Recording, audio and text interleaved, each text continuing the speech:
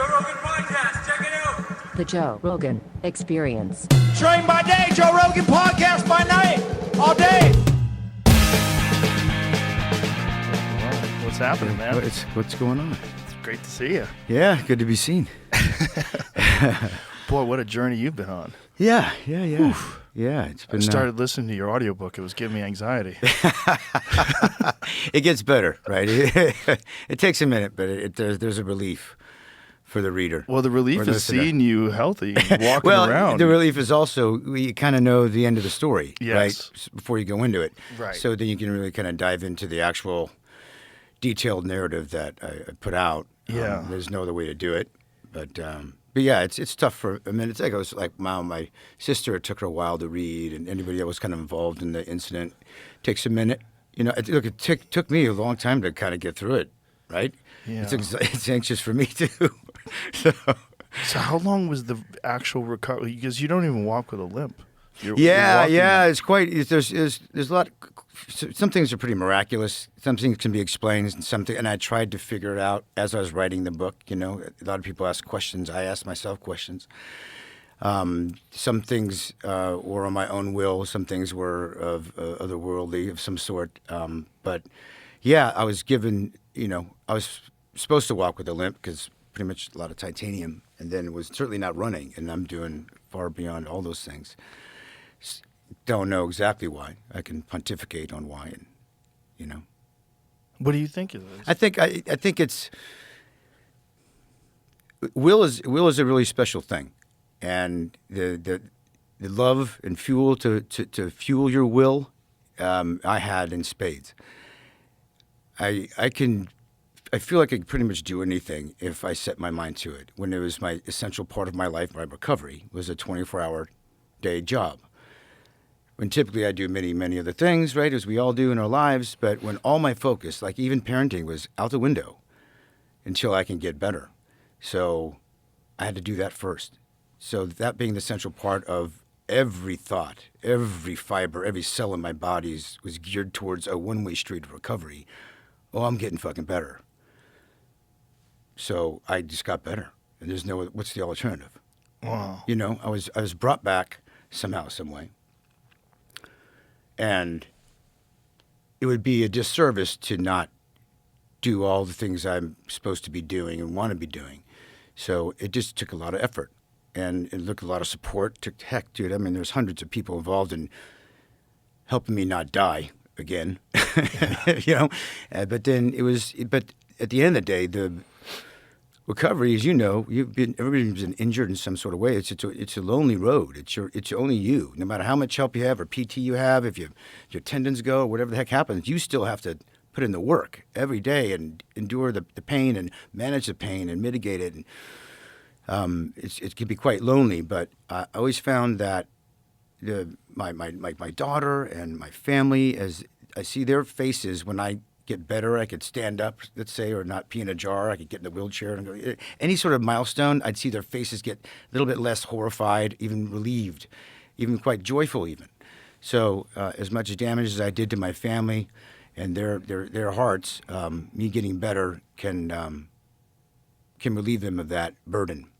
So it was an easy one-way road to recover, and that's why I recovered fast. And I attribute it to my love for my family. Wow. So let's bring it back to the day of the accident. When exactly was it? It was New Year's Day.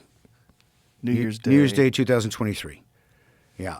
And I host my family at my house up there, like 25 people, every post-Christmas to New Year's, all the time. Family, friends, whoever, just kind of come up and we can celebrate the holidays together, go skiing, all these type of things.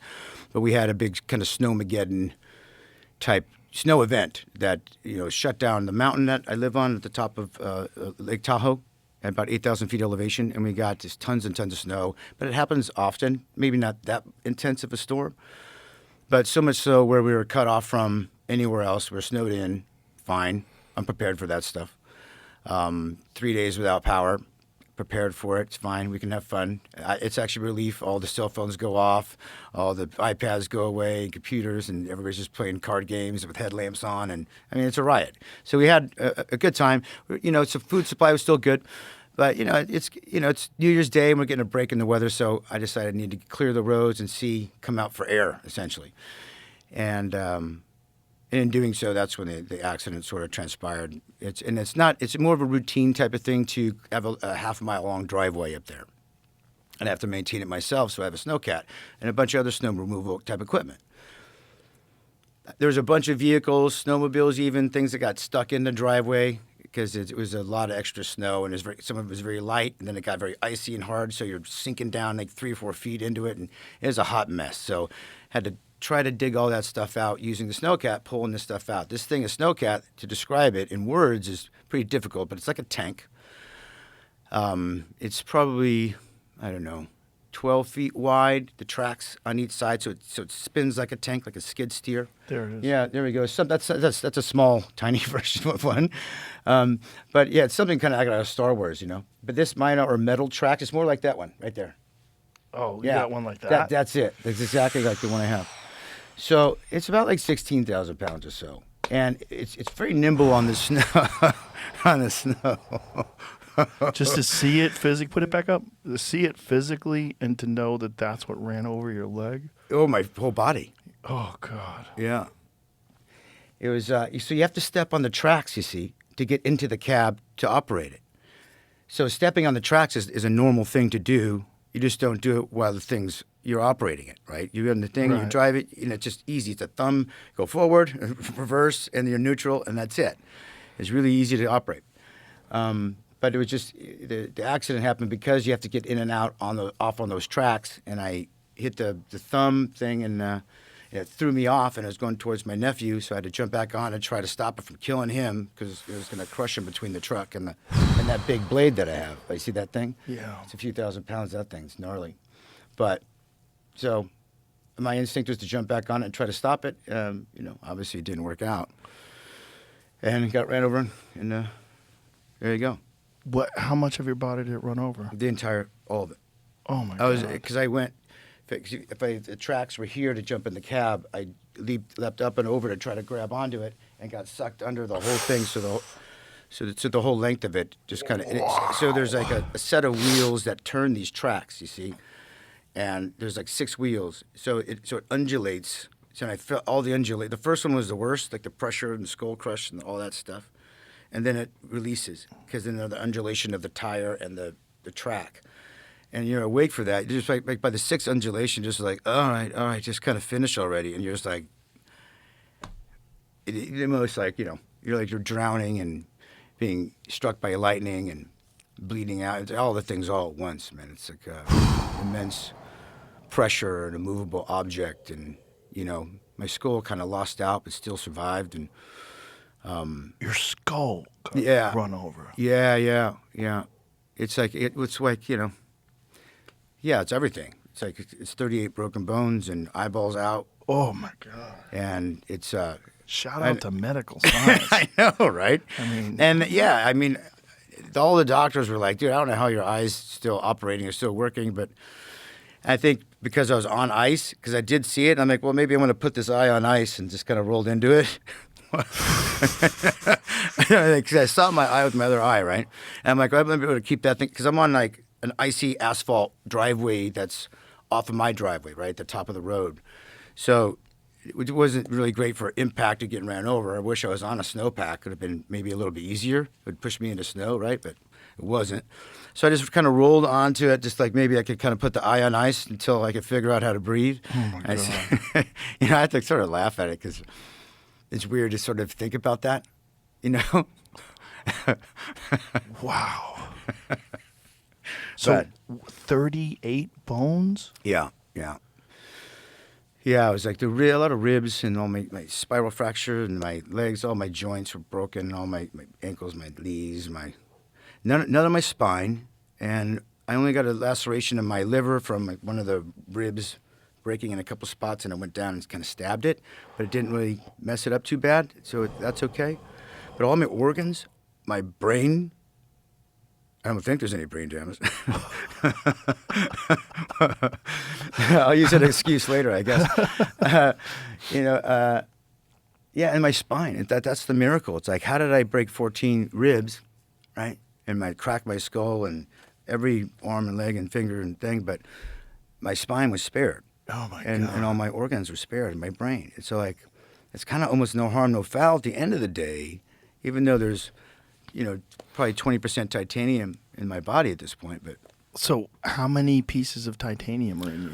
well, the guy that invented this procedure worked at the hospital in Reno because there's a lot of crushing injuries that happen. So all the ski resorts and mines that are in the area. So I got really lucky to get this doctor. But it took 4 doctors to get to this guy. So says my family. I was out in a coma. But once they found this guy who was on vacation, the mayor of Reno actually called him and said, "You got to get back and help my friend out." And so he rushed out, and he's just like, this is what he does for a living. He's like, "Oh, this is easy. I can't wait to do this for this guy." So it relieved on my family. There was such relief because they were like, "Oh, he's going to lose his eye. We're going to cut off his leg." I mean, all this kind of tragic sort of prognosis, whatever you want to call it, right? So this guy comes in, no, it's fine. We're going to hammer this thing in. We're going to do this. Going to do his face plate, do the thing. We're going to do this. And just lucky that the orbital bone that broke and the cheekbone that broke, they only wanted to do that because my face as an actor, maybe they want to save my cheekbone, I guess. Not that I cared about it, but yeah, he fixed up all my ribs, and they used like this mesh, and he has this sort of weird way to kind of handle. If you fix 1 or 2 of the ribs that are all broken, the rest will kind of fall into place. The body's pretty miraculous. Just give it a little direction, and then it heals on itself, and it'll grow the bone. So it's not as much titanium in my ribs as one might think for all those breaks. It's only, maybe it looks like rebar, right? You get a scan, like a lot of my body's like. Do you have an X-ray of yeah, your somewhere. body? Yeah, somewhere. Is it online anywhere? Where we could see it? I don't know. Do you have it on your phone or anything? I don't think so. I could ask my sister for it. She's I've got been showing everybody that thing. It's pretty remedial looking. It looks like like I had a hammer and a 2x4 and some nails, and that's what it just looks like. It looks very like, why is there a nail and 2 screws? And it's carpentry 101. There's nothing like, I think the guy because I had like screws in my skull and my jaw, because that broke in 3 spots. Oh. And the guy took it out with something that he got from Home Depot. Literally, it's like it just took it out. I'm like, dude, it's squeaking like it's in wood. You numb it or something? I almost knocked this guy out. It's just like, read. It was unbelievable.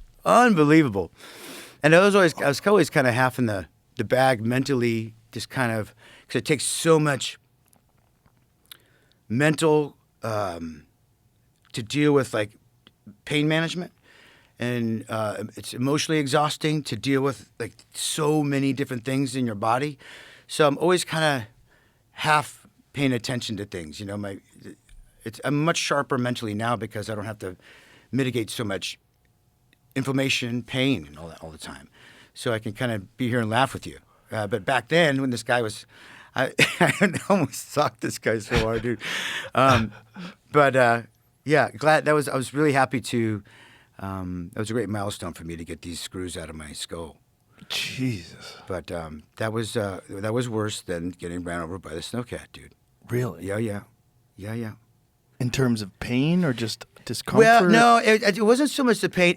It's the haunting images of feeling my gums wrap around this screw as it's pulling out. It's a lot longer than I thought it was. And then there's 3 more to go. It was more the visual is, in my mind, kind of what makes it terrible. The visual, because I'm a pretty visual guy. So I don't think anything hurts me so much in a physical way, but the visual is a pretty haunting image. Wow. And the sounds, dude, it vibrates your skull as he's taking it out. Oh. And it's like, this is what horror films are made of, right? It's just like Saw or something. Is that the only thing that they had to take out? Is the screws that are in your head, or did they take them out of your body? No, they have to leave those in for the most part because why risk infection and open you up for something? But, yeah. So all the rest of the stuff stays in until those screws come loose. At some point, they will. They start backing out, right? Yeah. You'd think you'd put in a locking screw, right? I've had friends that have had broken arms and starts poking out of the bone. Yeah. And It's what they it's have doing to now. get another operation and get it removed. Yeah. Yeah. So how many different plates do you have? I think I got, it's only a couple in my face, and they went in like underneath my cheek. A plate for my orbital socket, and then for the cheekbone. They put, I think, a plate or two over there to hold that bone in place. Do you feel it? I feel the lack of feeling in it. It's still numbness to this whole side, because they had to cut all these nerve endings, right, to get in through your mouth. So even the side of my face is slightly little numbish. And the rest of them, do you feel like, how much do you feel in all your different bones and joints and all the different things that got repaired? Yeah. There's lots of scar tissue to work through all the time. What's great is like it's not any one spot. It's like it moves around. You know, even if you're not injured, it's like if you just twist your leg wrong and then it goes up into your hip and then it's in your shoulder. It moves around. Your body it moves it around. So you just kind of stay on top of it, and there's always something to work through, you know, in your body, you know. And it's just, you know, look, I already have to do it anyway. I'm 54. I'm going to have to take care of my health, and I just have to make it a very central part of my life. So. And so now, do you have full range of motion, full mobility? Everything is back to normal? Yeah, I don't know what essentially? normal is. Right. You know, I'm going to be, you know, I feel like I'm maybe 110% just because spiritually and mentally I'm so much better. I got so many gifts from dying and coming back that, yeah, I'm 150%. My body will always be, look, my body's aging, so I have to fight against age. Well, recovery is age reversing. It's the same stuff that people are doing just to reverse age. I just do it just because it's my recovery, and I have to for the rest of my life, just to prevent inflammation and discomfort and swelling, things like that. So when you have so many broken bones and so many broken joints, what is the recovery like? Like, how do they even get you moving again? Day by day. Day by day. Yeah, instantly. As soon as I got home from the hospital, it was PT there and working to just move, keep things moving. You have to. Otherwise, you lose it. You'll lock up or you lose it. Seeing you walk around today in the studio, I would have no idea. Yeah. You look totally normal. Yeah. It's great. It takes a lot of work, and it's still working. Look, I was just having to stretch in your studio. You know, I have to move quite a bit so I don't lock up. After a good night's sleep, it's like you could be a little stiff in the morning, and I have to do some stretches and things like that. But I think if I didn't get in the accident, I'm 54, I'd probably have to do it anyway. Right. So feels good to force the stretching, I think. AG1 has been a longtime partner of the show, and I'm excited to share a great offer they have going on right now. You can get a free month supply of AG1's omega-3 supplement and a free bottle of D3K2 with your first subscription order. The omega-3 soft gel supplement complements AG1, making it easy to get the fatty acids you need, while the D3K2 liquid drops can help provide 2 essential vitamins. They're made with high-quality ingredients following the latest scientific research. And together with AG1, they work to give you the nutrients and minerals you might be missing from your diet. If you haven't tried AG1 yet, they're bundling it with their omega-3 and vitamin D3K2 products for free, so it couldn't be a better time to start. Subscribe today and get a 1-month supply of AG omega-3 and a bottle of vitamin D3K2 with your first AG1 order.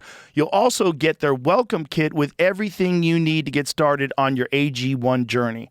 So make sure you check out drinkag1.com/Joe Rogan to claim this special offer. That's drinkag1.com/Joe Rogan.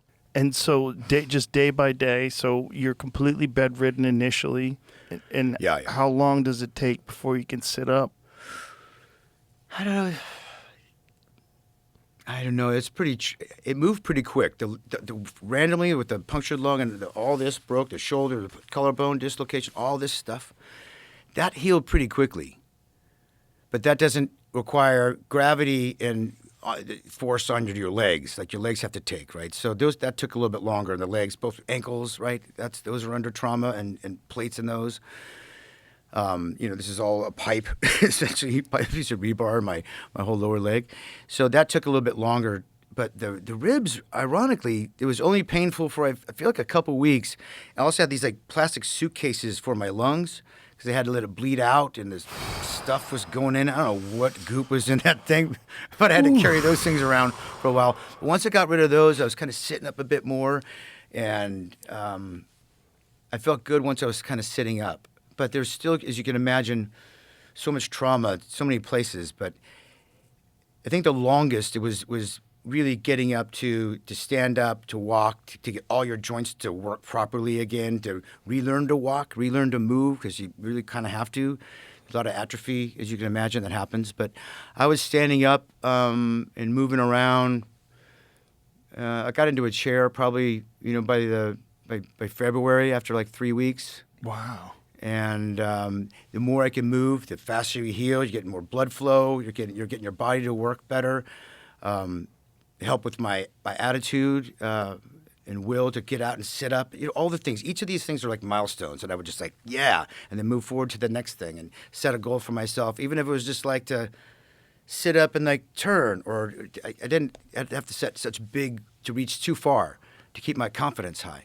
So because I keep reaching these goals and just kept going and going and going, and I'd find myself, again, it's 24 hours a day. So What do I have to do today? Well, I don't even have to ask. I just got to get better. And, it just kept going. And whatever thing, and there's so many things to attack to get better, it's like I never got bored. I just had all these bands and stuff. I remember being in a wheelchair, and I'd wrap it around like this desk, and I'd be as like a leg press, all these like interesting ways to try to strengthen my body and get better. Whatever wasn't, anything that would work, I would do it. Wow. I say no to nothing, say yes to everything, and let's try it. Let's do it. Took in everything. They say that is one of the more difficult things with stroke victims is the will to do the exercises to force yourself to recover. Yeah. Because so many people just, they've never done that before. They've never pushed themselves before. They don't, and there's this tendency to just kind of give up. Some people have. Yeah. It's part of the reason why I wrote the book, is maybe because it's a lonely place where people are struggling in recovery, and when it's a lifetime recovery too. I hope they can find something they can grab onto. Like if this guy can overcome this, I can get out of my own way here, and maybe think of it a little differently. The only thing we have control of ever in life in perpetuity is our perspective. So, I could easily just go be victimized and, cry about it and like, oh, my career is over and that. I mean, it's not even part of the narrative. It's not even in the conversation. It's like I'm getting better every day for the rest of my life. That's it. Wow. There's only one way to go. What's the alternative, Joe? Right? Yeah. What is the alternative? I keep saying that to myself. What's the alternative? I'm not going to stumble around through life. Right. I wasn't brought back here just to suffer. That's not happening. I'd say unplug the machine. I'm done. I'm out of here. It's way better than being dead. You know what I mean? I'm not going to come back and just waddle and limp my way through life. It's not going to happen. What's crazy is if you didn't approach it like that, you probably wouldn't be able to walk. Correct.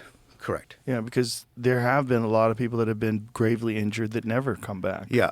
You have to push it, right? Anything that's in your life for excellence, you have to obsess at it and risk everything for it. You have to, or it's not going to happen. No one's going to do it for you. But what else are you going to do? Yeah. You know what I mean? Again, like I said, what's the alternative? Yeah, this sucks, but like, so does a cold plunge, and so does this, and so does that, and so does that. Right. You got to really we got to test our bodies, our limits, to really have real growth, and especially in recovery.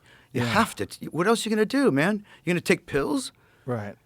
That was one of the harder things, worse than the accident as well, is getting off OxyContin. And I got off pretty quickly, and that's gnarly stuff, man. I'm glad it was there for the pain for me, but like I wanted to get off it as soon as possible, because it's highly, highly addictive. And coming off that stuff was gnarly. It's so hard, and you have a really strong will, and some people don't. I know. And they put all people on that stuff. That's crazy, dude. Yeah. Is really ironically, I was supposed to be doing a movie about the Sackler family. Wow. Yeah. But it was supposed to happen like literally that April or just that spring. Obviously, that got canceled because I had to take OxyContin to kind of get by. But then I had to get off that stuff real quick, It was really interesting, too, how people treated that drug, Everyone, was monitoring, counting the pills, if it was a half a thing or this or that. Everyone was on it. Like, dude, what? You treat me like I'm some sort of drug addict. Don't give me this stuff. I don't want it. Jesus Christ, it's terrible. Wow. But it's pretty powerful stuff. And I don't ever blame sort of the drug. I just think sort of how maybe it's free to use and it's even supported in school systems, and they got that family kind of got away with a lot of stuff to promote that to stuff. put it mildly. Yeah. It's a whole nother. You've seen Peter Berg's thing on Netflix, Painkiller?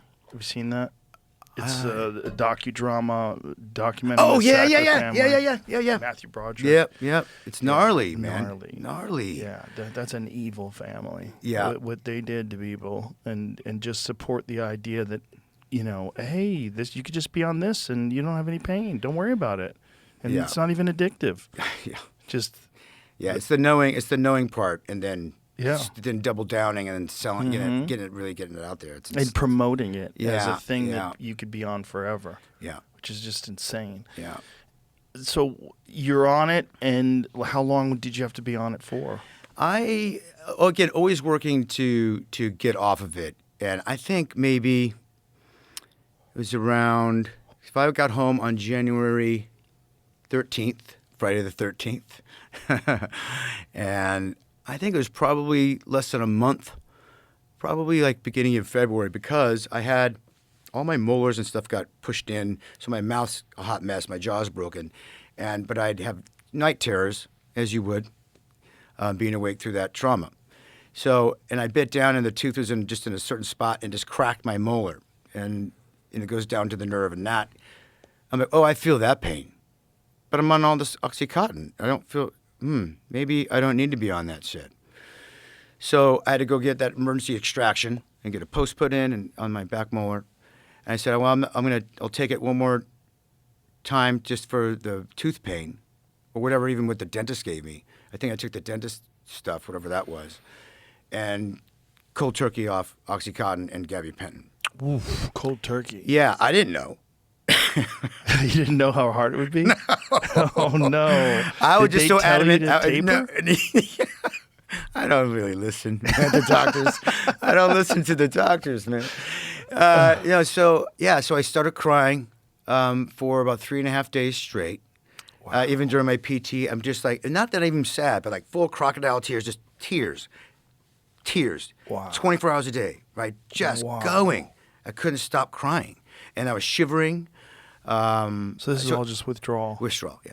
I wasn't thinking that anything other than like, why am I crying? I didn't know it was withdrawal. Even because my mind's not there. My mind's in recovery and getting off this stuff and focusing on holding my body up. It takes just a lot of mental acuity to just exist, right? So I wasn't thinking that, yeah, of course. I look back on it, I was like, yeah, of course I'm coming off fucking heroin, essentially, right? So, yeah, and so I call my sister and thing. I'm like, I don't know why I'm crying. I can't stop crying. And she's like, well, let's call it. I had these different doctors that we'd Zoom call with when I was at home. And so we called the pain management doctors. He's like, look, I told him, he's like, what are you doing? You got to taper off that for it takes like 2 weeks at least. You can't just cold turkey gabapentin down. It's no wonder you're feeling all cold and all this stuff because that's all nerve stuff.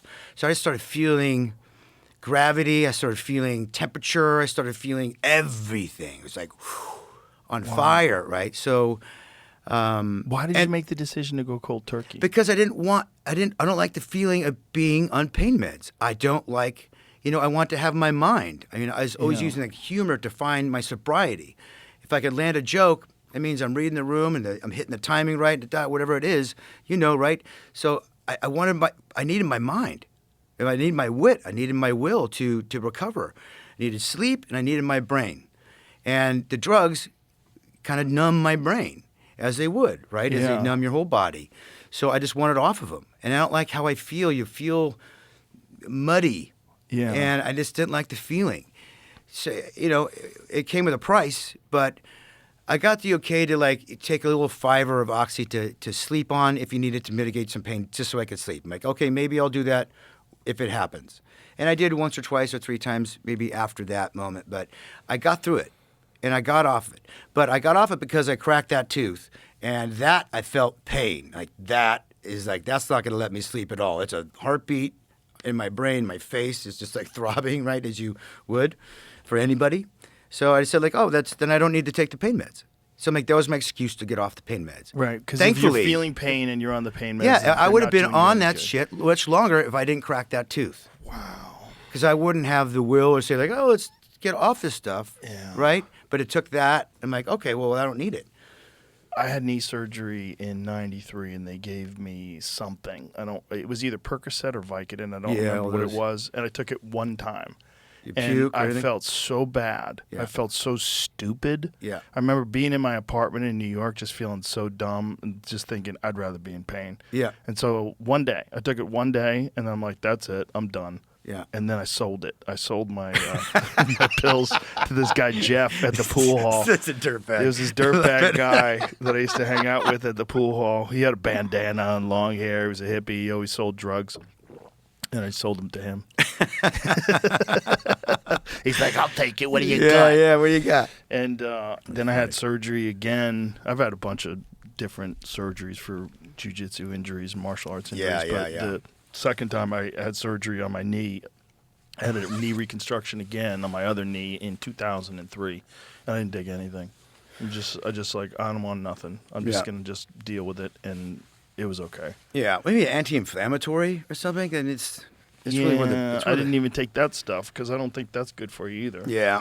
I mean, you're going to be in pain no matter what. It's just going to dull it a little bit. I'd rather feel it all. I and agree. Just get I agree. accustomed to 100%. it and deal with it.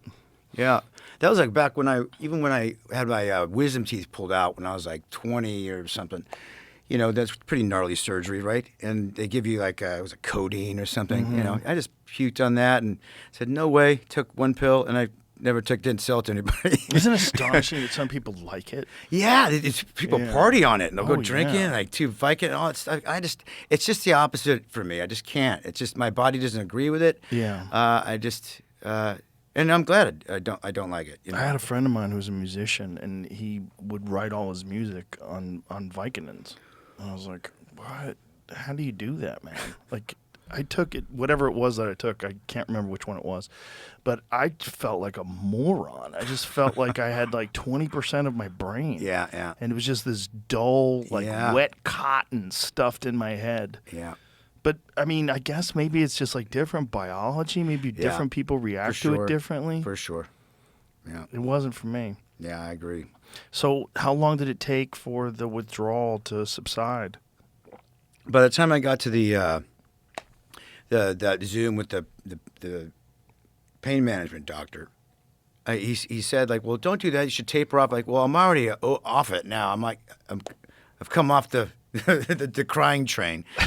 Especially because he also made sense of it for me. It's like it's like day 4 by the time I talked to him, and it just helped me make sense of like why I was feeling the way I was feeling, because it felt like a setback, right? And because there are setbacks in recovery, but this felt like a real setback. I couldn't grab of why, and I'm pretty in tune with like my body and my emotions and my everything, and I just couldn't grab why I was.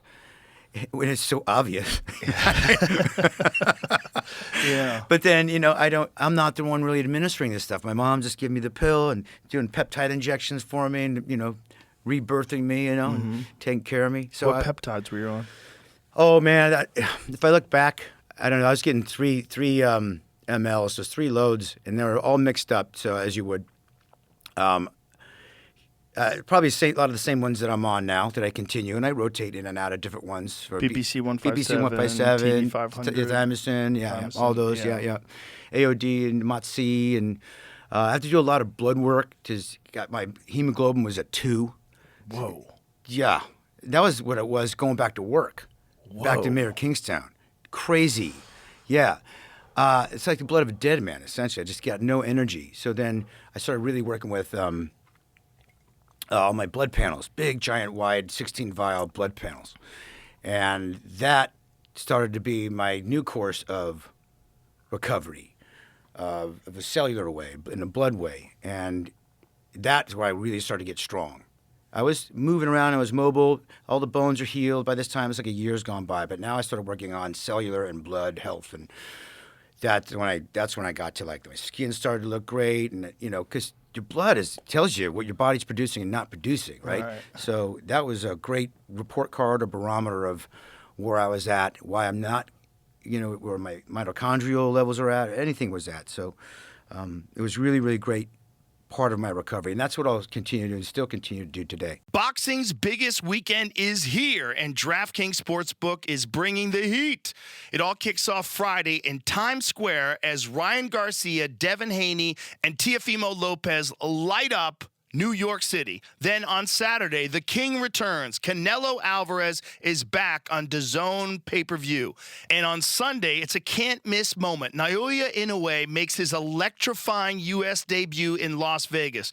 This is a fight weekend for the history books, and DraftKings Sportsbook is your front row seat to all the action. New to DraftKings, you're going to love this. New customers bet $5 to get $200 in bonus bets instantly. That's right. $5 gets you $200 to play with. Cash in on boxing's biggest weekend ever with DraftKings Sportsbook. Download the DraftKings Sportsbook app and use the code Rogan. That's code Rogan to unlock $200 in bonus bets when you place a $5 bet only on DraftKings. The crown is yours. Gambling problem? Call 1-800-GAMBLER. In New York, call 877-8-HOPE-NY or text HOPE-NY 467-369. In Connecticut, help is available for problem gambling. Call 888-789-7777 or visit ccpg.org. Please play responsibly. On behalf of Boot Hill Casino and Resort in Kansas, 21 and over. Age and eligibility varies by jurisdiction. Void in Ontario. New customers only. Bonus bets expire 168 hours after issuance. For additional terms and responsible gaming resources, see dkng.co/audio.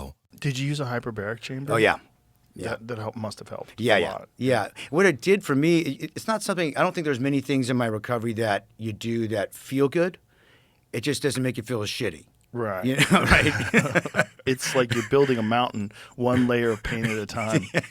Yeah. So, but hyperbaric is great. It helps with lactic acid when you're working out. It's all the oxygen you put in your body is a great necessity. It's again, another one of those things that are even age reversing. It's kind of also disease preventative. Right. It's amazing, this thing. And I got one that was you could sit in and do multiple things. I can't just sit there for an hour and a half in the chamber and I'll go crazy. I have a busy brain, and so I get a computer or whatever, email, whatever I can do is to kind of continue to do it, to make it a part of my life. Oh, that's cool. Yeah, and then I go into like a red light bed, a high-powered red light infrared bed. Then it moves all that oxygen through my body even more so and gets deeper into the tissue. It's amazing. Yeah, I use both of those things. Yeah, those are just huge for parts of my life. Yeah, but 100%. I would imagine for something like what you went through, it's imperative. Yeah, for tissue recovery and oh man, huge, faster for repair. And so a year later, you're walking around. Yeah, I was walking by. My daughter's birthday was March 28th, so I guess a few months later I was walking, but it was very assisted week walking with cane or a walker. So that had to be amazing. Yeah, and then. I was by the summertime, I stopped doing recovery, the intense 24-hour-a-day recovery. I would do like a 12-hour-a-day recovery and then go walk in the sand in Lake Tahoe. Lake Tahoe is the world's biggest cold plunge. It's a freezing-ass lake. So I just go dip my legs in that lake, walk in the sand. It's great for instability in your ankles, your joints, your hips. And I would just do that kind of stuff. Even ride a jet ski. I was riding a jet ski in June. Wow. Yeah, taking it easy. I'm not doing anything nuts, but just like, just living life. Right. You know how good that is for your mental acuity, your spirit, your emotional body, and all that stuff. So I was out in the sunshine, getting vitamin D. I was in nature. I was with friends. I could do life stuff. Like I'm back in life stuff. Now that's a great confidence builder. Yeah. So I kept trying to do those things, and then of course I have to go back into all the recovery stuff, and that I always do, but. Just happy I can do it. What does the cold water feel like with I mean, you have a rod through your tibia. Yeah, the cold water that's not the issue. It's when it's cold weather. Yeah. Like anybody, you're stiffer, your blood slows, and all that stuff. So it doesn't help us. I need circulation in my joints. Tendons don't get a lot of blood flow. I really got to work at getting blood flow in these joints. Otherwise, they'll stiffen, and I'm just slower going. Everything just feels a little bit more robotic. What did they have but to I think do that's to before injury. It's that for anybody, right? And also at elevation. I mean, Right. 8,000 feet elevation in Tahoe. So all those things aren't really kind of helping to my recovery, but my body will respond in those oxygen depleted environments and all that stuff. So maybe it did help, maybe it didn't. I don't know. But I did most of my initial recovery in LA, and then when I could, I got out to Tahoe to be in my sort of happy place in nature. Did they have to reconstruct your knees? Did you? No, none of that. There was cracks in my ankles, and my foot spun around a handful of times. There was a spiral fracture in my leg. So they had to hit a rod down into my knee, and they had to screw it, with plates and all that stuff. So I had to ensure I just moved those things. So I don't know. Wasn't full like reconstruction, like people get a new knee or a new hip. It was just a lot of breaks. My pelvic broke in 3 spots, my hips. But you don't fix that. They even said you broke your asshole. I'm like, is that what you say as a doctor? Is that how you say it? Come on. That's hilarious. I mean, I think there's another word for it. I think he was trying to make me laugh, and I did. And Eric makes you laugh. He's like, you broke everything, Jeremy. You even broke your ass. I'm like, all right, that's great. Wow. And so you've gone through the 12-hour. Now you're in like this 12-hour a day. Yeah. recovery. So that summertime. Yeah. So I got to do like just life stuff, and that was really my first shot at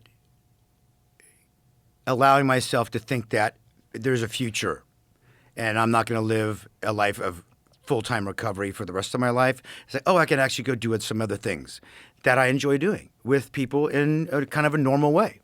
So I was without a cane, without anything by June and summer came around. So I'm moving around. That's pretty. I'm moving amazing. around with inflammation and getting downstairs very slowly, but as you would, look, as long as you're patient, as I was, as aggressive I was with my recovery, I allowed patients to also live within that aggressive attack on each joint or each inflammation or wherever it was.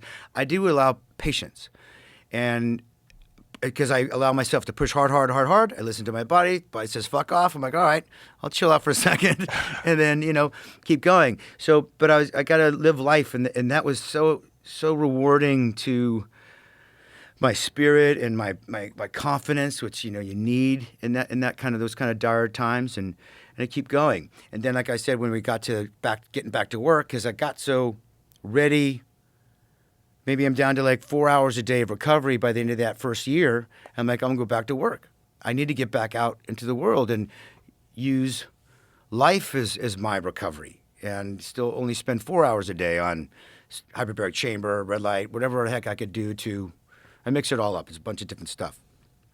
A lot of heat, a lot of vibration, power plate stuff. That was really great for numbing the nerve endings, my back of my knees, back of my ankles, that kind of stuff. I don't know if you ever used that stuff for. No, like what are you doing? I used to have this thing. God, what was it called? It was a thing you stand on it. It's like it would shake you with different vibrations. Yeah.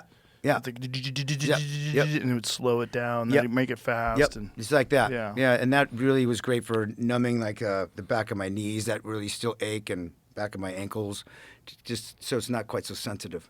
I don't know if it floods the nerve endings with blood or whatever the heck it does, but it just kind of numbs it out, and I can go to sleep on it. It's great. It's beautiful. I used to have one of those at my house in LA. I don't even remember what it's called now.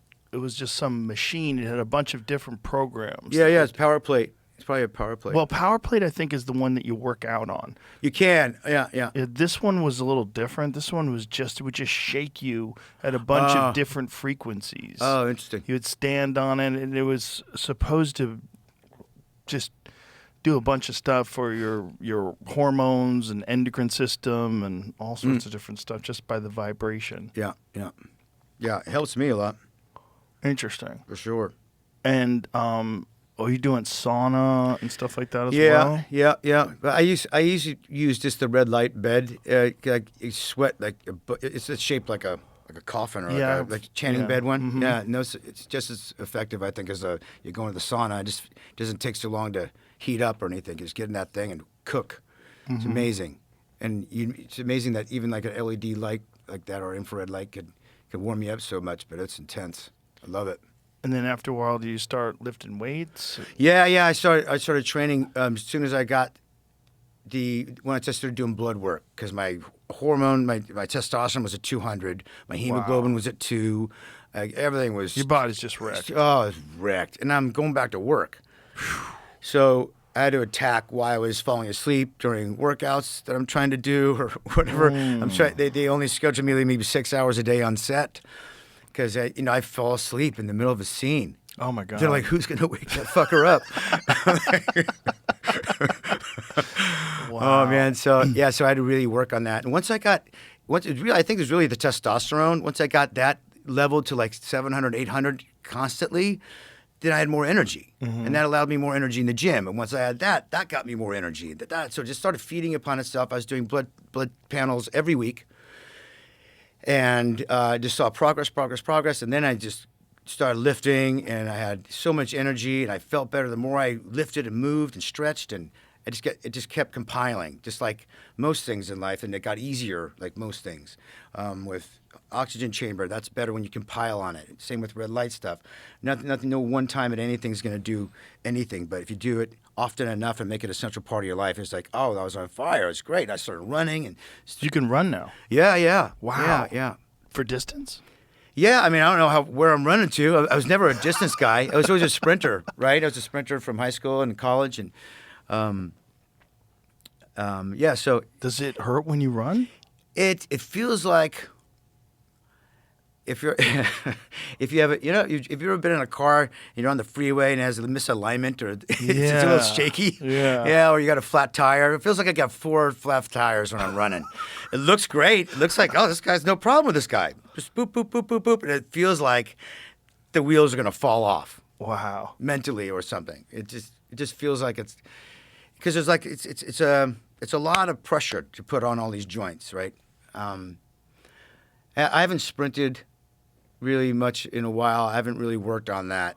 I've been working on other things, blood and cells and that kind of stuff. So, I mean, sprinting is not, what am I doing? What am I going to do? Sprint? 54, for God's sakes. Right. Maybe like for, because you do stunts in movies and maybe at some point I'll have to sprint. I don't know. Or maybe not. Maybe I just don't do that shit, Yeah, well, maybe you can, though. I mean, Sure I can. I think you can. I already have. I believe it. I just don't know if I want to make that a central part of, the acting experience. Maybe Well, that would be an absolutely phenomenal turnaround to go from where you were to going back to action films. to go play Hawkeye or something. Yeah, or, that's what I'm saying. Yeah, that'd be a good Or Born test. Identity. Yeah, that's tough. That would be a tough Right. one. I was in excellent shape for that one. That would be a challenge. Yeah, I would imagine. I don't know. Do I want to tax my body? Yeah, I don't know. I Probably mean, should. Is I it probably should. taxing your body or is it strengthening your body? Yeah, I don't This know. is the I question. don't know. Yeah, I don't know. I mean, how many miles can you get on this stuff, right? Like, Titanium. I think it's forever. I think it's permanent. I mean, everything you have just reinforces the recovery of the bones, right? Yeah. And then you just have a plate there that just keeps the bones in order. Yep. And it's I mean, essentially all the titanium in my body is useless at this point. It did its job, Right. and the bone's grown. Mm-hmm. But so it just stays there now. Is there an argument that the titanium hinders you at all? Oh, well, I mean, it is foreign metal in your body. It's not rejecting it, but there is a point where it could. Just like allergies, there's sometimes you don't get allergies sometimes for 40 years in your life, and all of a sudden, I'm allergic to down. It could reject it. Who knows? You never know. I'll cross that bridge. I'm worrying about today. I'm here with you. I'll worry about that shit later. It's just so impressive. Yeah, it really is amazing. Yeah. It's in, yeah. Because at any other time in history, you're dead. Yeah. Any other time in history. Oh, yeah. 20 goner. years ago, you're dead. Goner. Yeah. You're a goner. 20 years ago. It's insane, right? It's amazing. It's amazing. What a great blessing to have all those people that even like the EMTs and all the people that were there, the life-saving stuff, that did all this stuff that they had to do, man. There's so much, and I'm really known in that community, especially in the EMTs and all that sort of stuff. I have a lot of firefighter friends and all that stuff. So it's just like you're just getting a little extra juice and love from these people. Like I knew one of my best friends is a firefighter in that area, Jesse, and he's just retired. He got the phone call from his buddy who had to like stab my chest and release the pressure from the lung and like on the ice. I'm like, and he's the one that says, "Look, dude, Jesse, Jeremy's in. We did the best we could, dude. You don't want to get to the hospital." Wow. And that's like code for like He might be gone. He's gone. He's gone. Yeah. Yeah. But I mean, but they're like, I talked to them all later. I saw every nurse. I saw every doctor. I went by every ENT, even the pilot that flew me up there, and just had to give everyone the biggest squeeze and apologize if I was a pain in the ass or whatever it was, man. It's that reminds me of just why I'm back anyway, and what the only thing that you take with you is love, man. That's it. The beginning of the audiobook is your daughter. Yeah. Yeah. And that was the one I had the hardest time with. Yeah. Yeah. Because it's... Can you imagine? Yeah, I can't imagine, Dude. Does this, it must forever change your perspective on life because you've crossed back. Yeah. Well, it just made it easier. It's ripped away all the white noise, things I gave credence to, or things I gave value to, are just fucking meaningless. Bullshit. All the bullshit. Bullshit is nothing. gone. Yeah. And I just don't. Sadly, I'm in a spinning rock with, people and capitalism and stuff where things just, I don't feel like I belong. But I do. Yeah. It's a lot of times I just don't feel like I fit into a certain how things work or seem to work down here. Or I just don't do things I don't give value to. I only do things that are valuable in my life. That's it. That is it. I do nothing else. It is amazing how much time and energy people put into things that ultimately at the end of the life, they're not valuable. Yeah. They don't mean anything. Yeah. And they occupy most of your thinking. That's right. Or even your time or like your career. Uh-huh. Right? Yeah. How many people do careers that they fucking hate? Yeah. Or they're in a marriage they fucking despise. All this stuff. You're spending too much time doing what? Right. Why? Because of fear. Because of fear, get trapped, and it's too difficult stuck. to get out, and they get too deep and buried into some place that they get, paint themselves in a corner. It's quite sad. Yeah. It is sad, but it's also. There's an amazing example that you can shine to the rest of the world that maybe people don't have to go through what you went through to realize that most of what you're thinking about all day, especially if you're one of those people that's wrapped up in social media, most of the things you're thinking about all day are just nonsense. Yeah. Just total nonsense that's stealing your life. Yeah. It's one of the reasons why I wrote the book is I hope there's things that that I learned and the gifts that I received from passing and coming back and overcoming, huge obstacles. And a lot of people can identify with suffering and struggle. Doesn't have to be a physical struggle, but it's a certain way to think and perspective to work your way through it. Because it is a lonely place.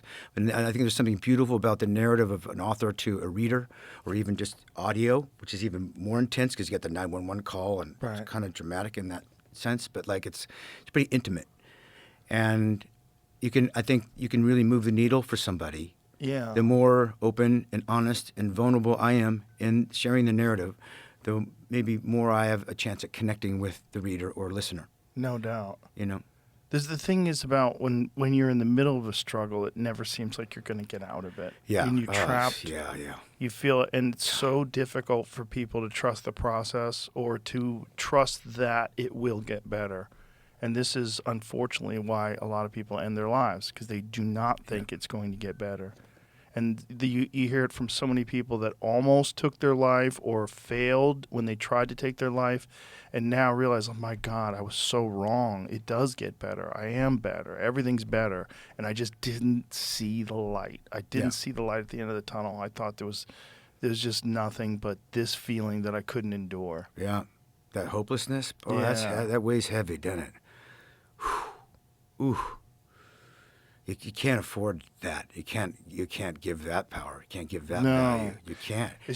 I think anybody can sink into that, right? Anybody can sink into that. Yeah. Anybody can sink into that. It's just so hard for people that have never gone through something before. If your life has been really easy, and then all of a sudden you're tasked with one of the most difficult burdens ever, overcoming the fear and the feeling of wanting to end life because you can't take it. Yeah, I've been there. I mean, Jesus. Look, I think people need to suffer. It is an actual requirement of life. It is the fiber, the DNA of love. Real love and true love and in perpetuity can't exist without suffering. It's impossible. But you don't appreciate it. Yeah, you have to have suffering. And suffering doesn't have to be looked at as a negative thing. It could be looked at as a beautiful thing. It's where real love comes out of. Yeah. You know, all my suffering, there was real love in there.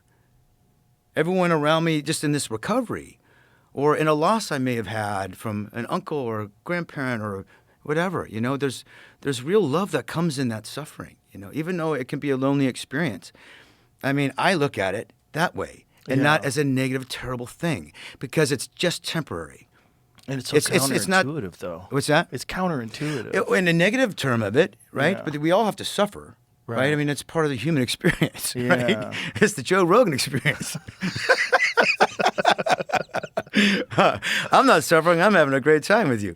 But, you know, I don't think people welcome that or allow that to happen in their lives and let it be okay, that the suffering that we suffer, like that at the hard times, are the building blocks to who we are. It builds resilience. Yeah. It builds character. Yeah, It builds all those things. Yeah. I remember one time, I mean, this is a minor suffering in comparison, but one time I went on this hunting trip on Prince of Wales Island, which rains like 350 days a year. Right. And so we were up there for a week just getting drenched.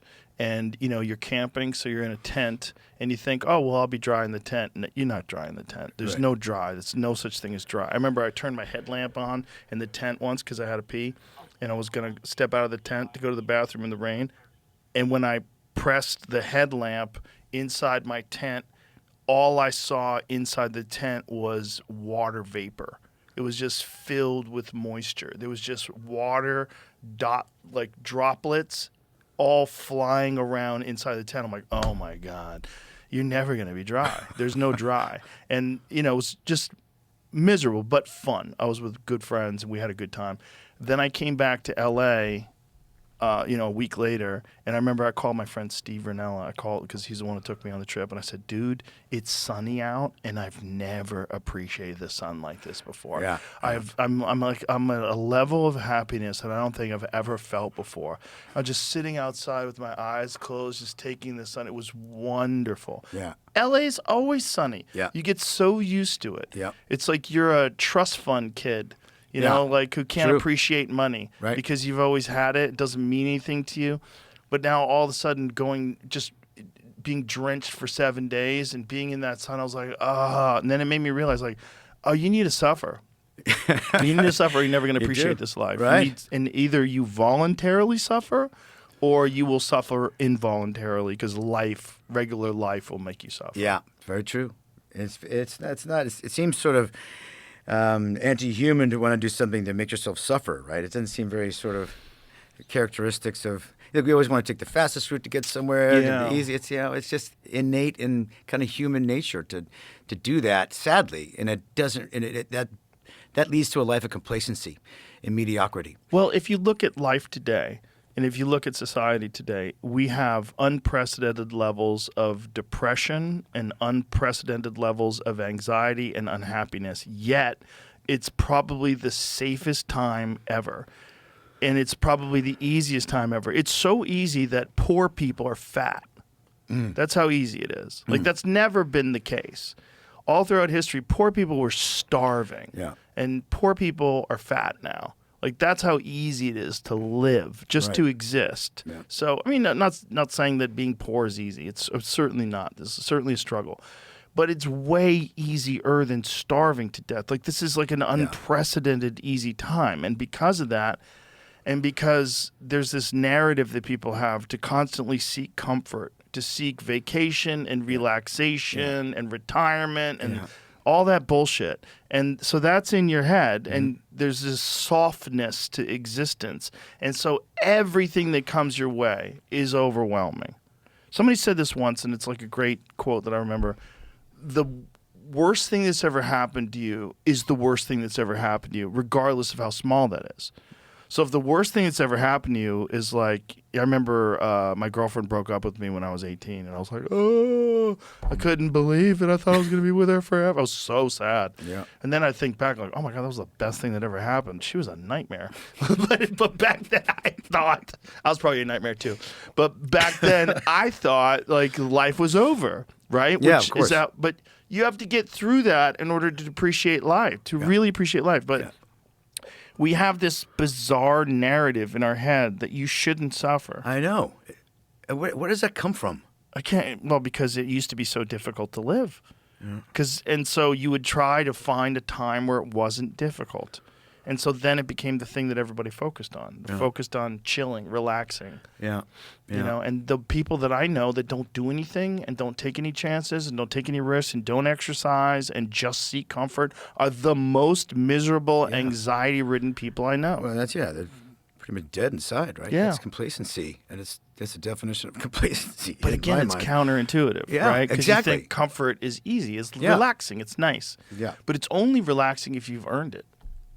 Yeah, correct. You've got to get through something in order to appreciate just chilling on the couch. Yep.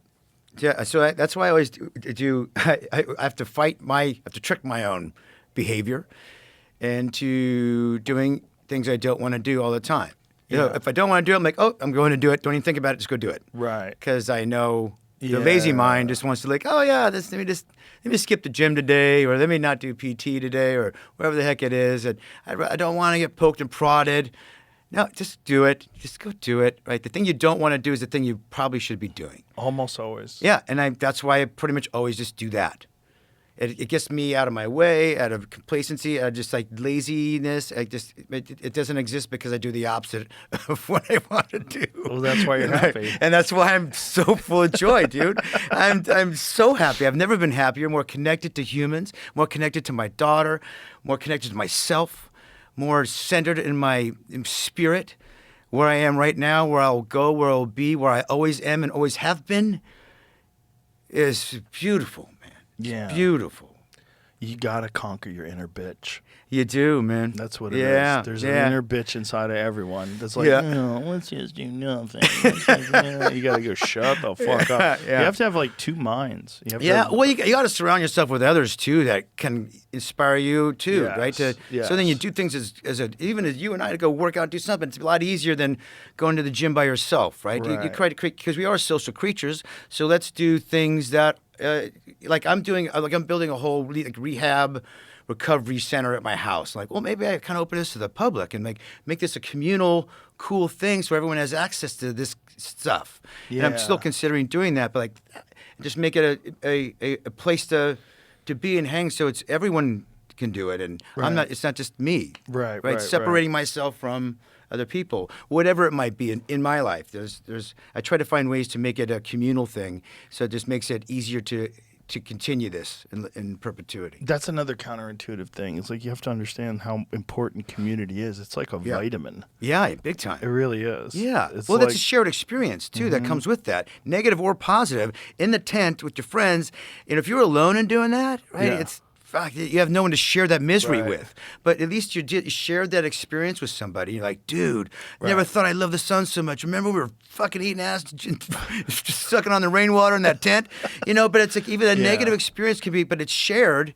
It's still quite beautiful. And it's a map, a milestone, a part of your life that you use as a barometer change or appreciate the sun more or whatever it might be, right? Yeah. And so those shared experiences I think are invaluable. It's the only thing I chase in my life is that. Yeah.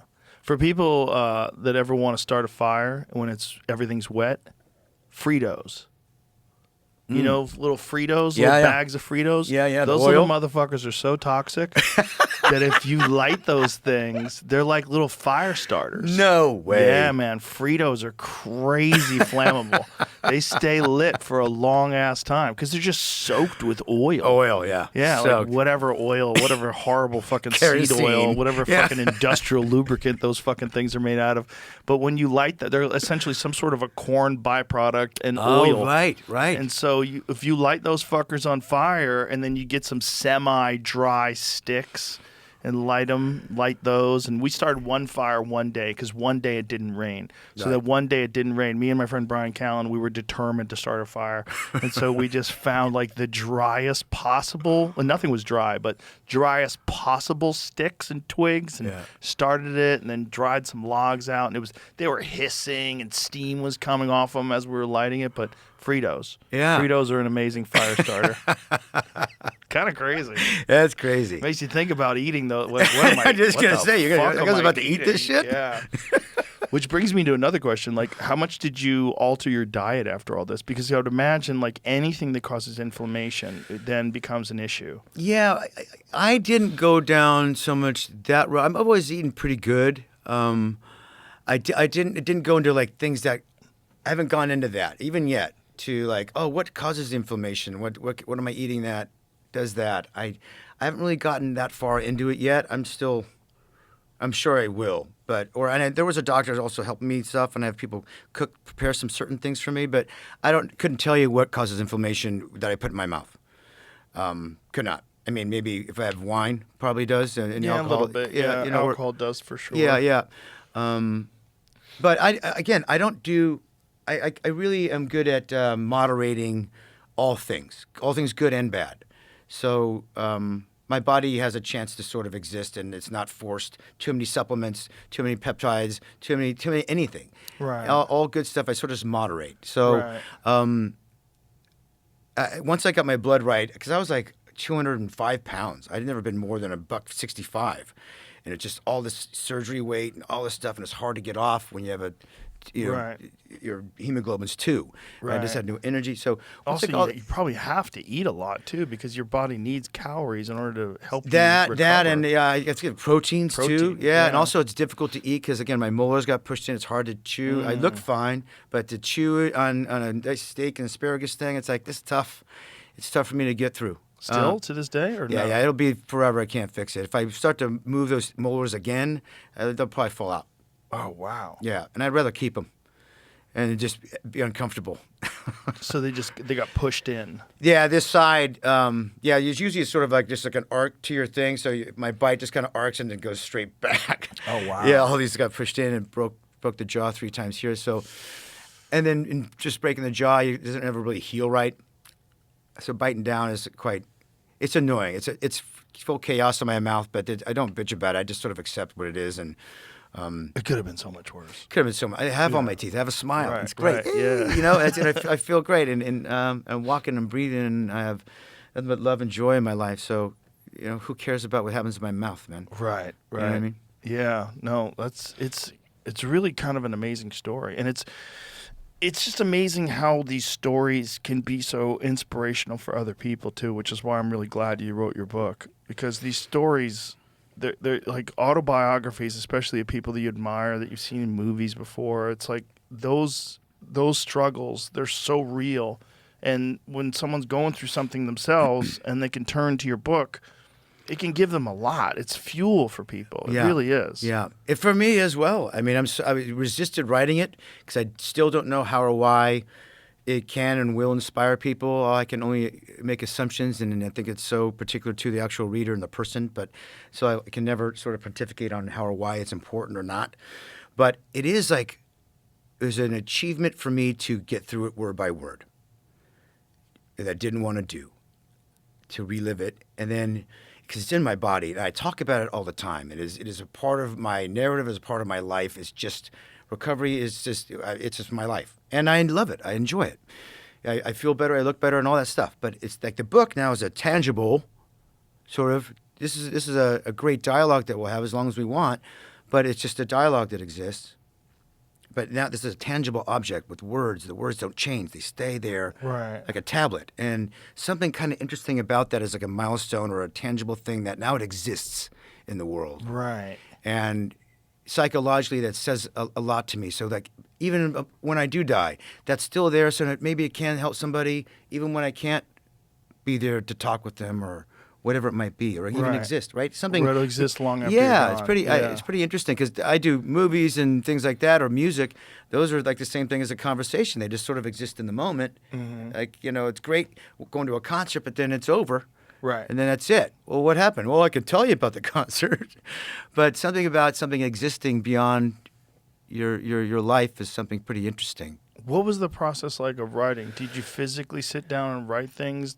How did you do it? Initially, I have a ghostwriter who helped me because I've never written a book. I've written a lot, but I've never written a book. So I wanted to get the format right. And so we would work through this format. It's almost like an outline. And then so we just do interview by each of the sections of this outline that we put out.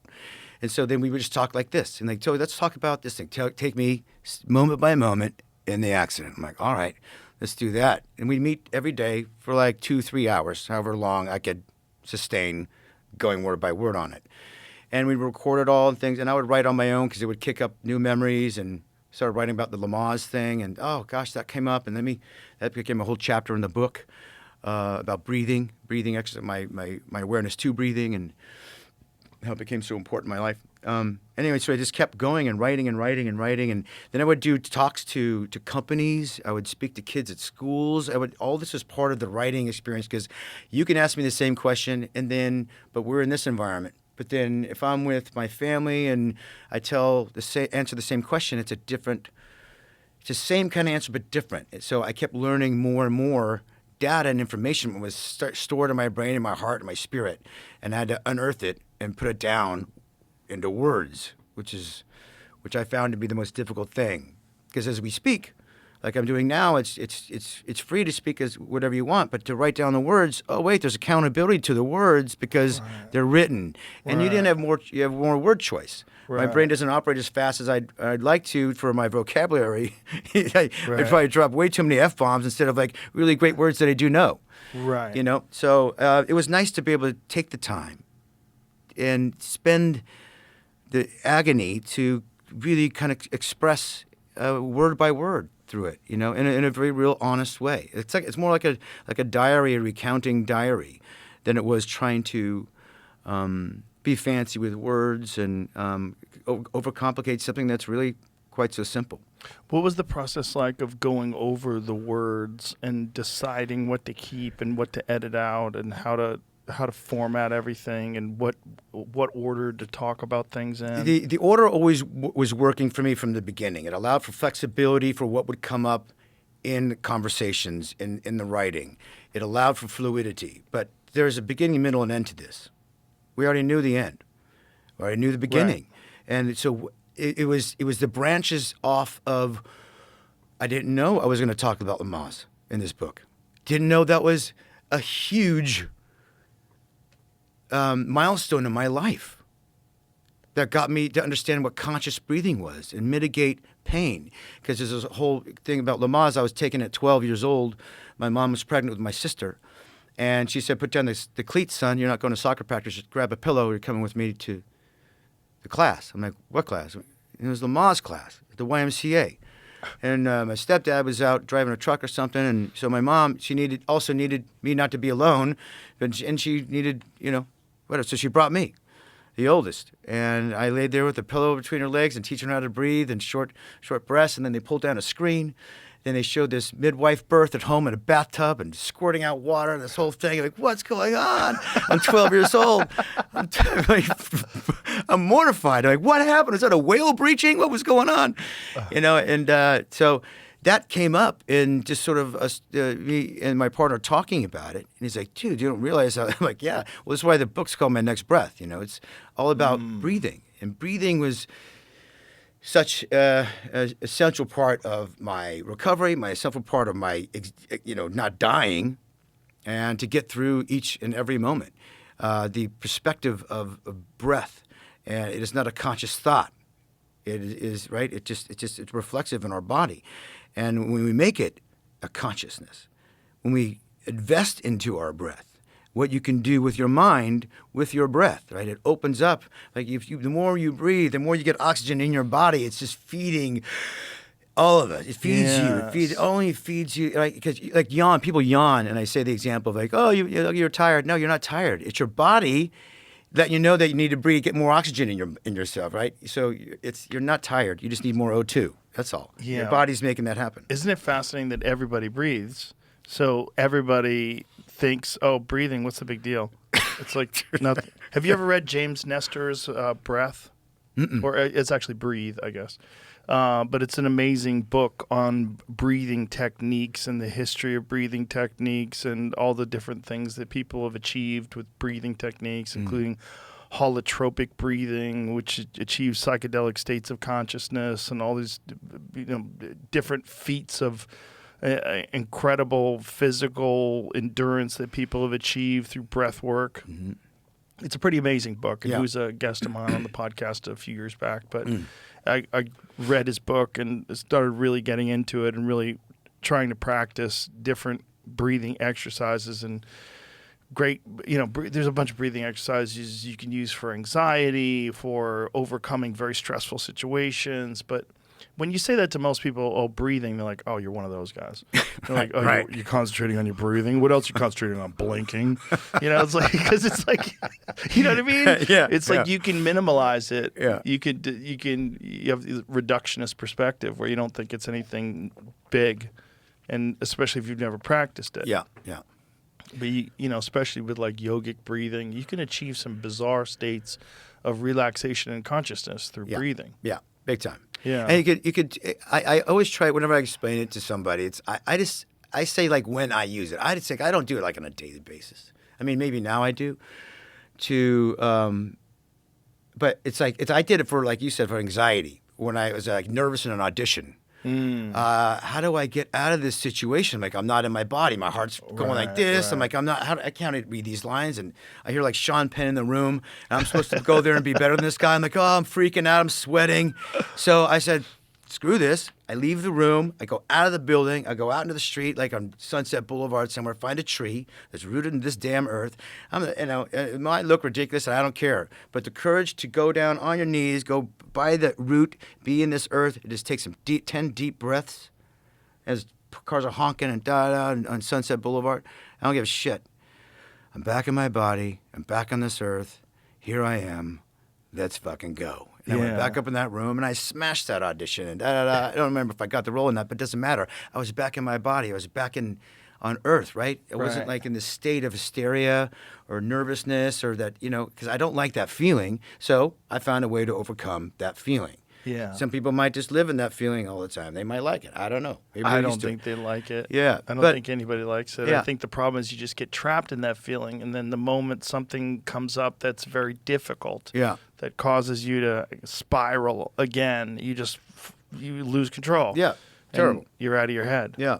I think it's one of the most difficult things about this whole audition process that actors go through is that, there's this golden carrot that's at the end of this stick. And if you do a good job, you might be a fucking movie star.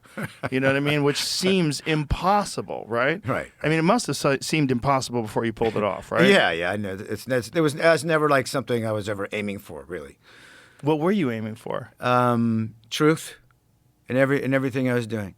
Truth. Yeah, honesty and truth. How did you get... Because if I don't believe it, then how do I expect someone watching me to believe it, I have to ensure that everything I'm doing is truthful and honest and courageous and bold and, all the things. So it was never to try to be a movie star. I just wanted to work. Always. Right. I never wanted to be famous. How did you acquire that perspective? Oh, I don't know. I was clear about what I wanted. Very clear about what I wanted. I didn't move down to L.A. to be famous. I moved to L.A. to be in a movie be in a movie that was big enough that would play in Modesto, California, where I'm from, because they don't get all the movies there, right? Right. And being a part in that movie that I wouldn't have to tell my family, I'm the guy in the red shirt waving in the background. It's a part big enough that you would just know I'm in the movie. Yeah. So, and I got all those goals in the first job I ever did on camera in this National Lampoon senior trip movie. So then I had to recalibrate now new goals to also give myself, and I was working enough. So my goals were always to, then I wanted to be the lead in by the time I got like Dahmer and then Hurt Locker and all this kind of stuff, it just kind of I was ready for that stuff. But I was like 38 by that time. I was like the new guy in town at 38. Right. So isn't that crazy? Yeah, I was just ready, and I did my journeyman Hurt stuff. Locker's fucking amazing. It's one of the most complex movies about a very bizarre psychological state that people acquire or that people fall into when it comes to war. Yeah. Yeah, what was it like getting into that mindset? It was interesting. I got to spend, I was at Fort Irwin for about a year, learning how to build bombs and render them safe. It's For a year. Yeah, and just got to spend time with the guys and gals off campus, off base. Interesting. I love the whole experience, And then got to go shoot the movie, and that was on the Iraqi border in Jordan during the war. And it's 135 degrees and a 100-pound bomb suit. You're just it's not even hot anymore. It's just sort of like you let that go. You just are. It's kind of a spiritual sort of place you have to go in that kind of heat, right? Yeah. And also you're drinking enough water. Like how am I drinking all this water? You're not even taking a leak, and like I'm so dehydrated. Gotta be careful. And that's pretty interesting. Pretty interesting. Experience, What were the conversations like when you were talking to the people that actually did that?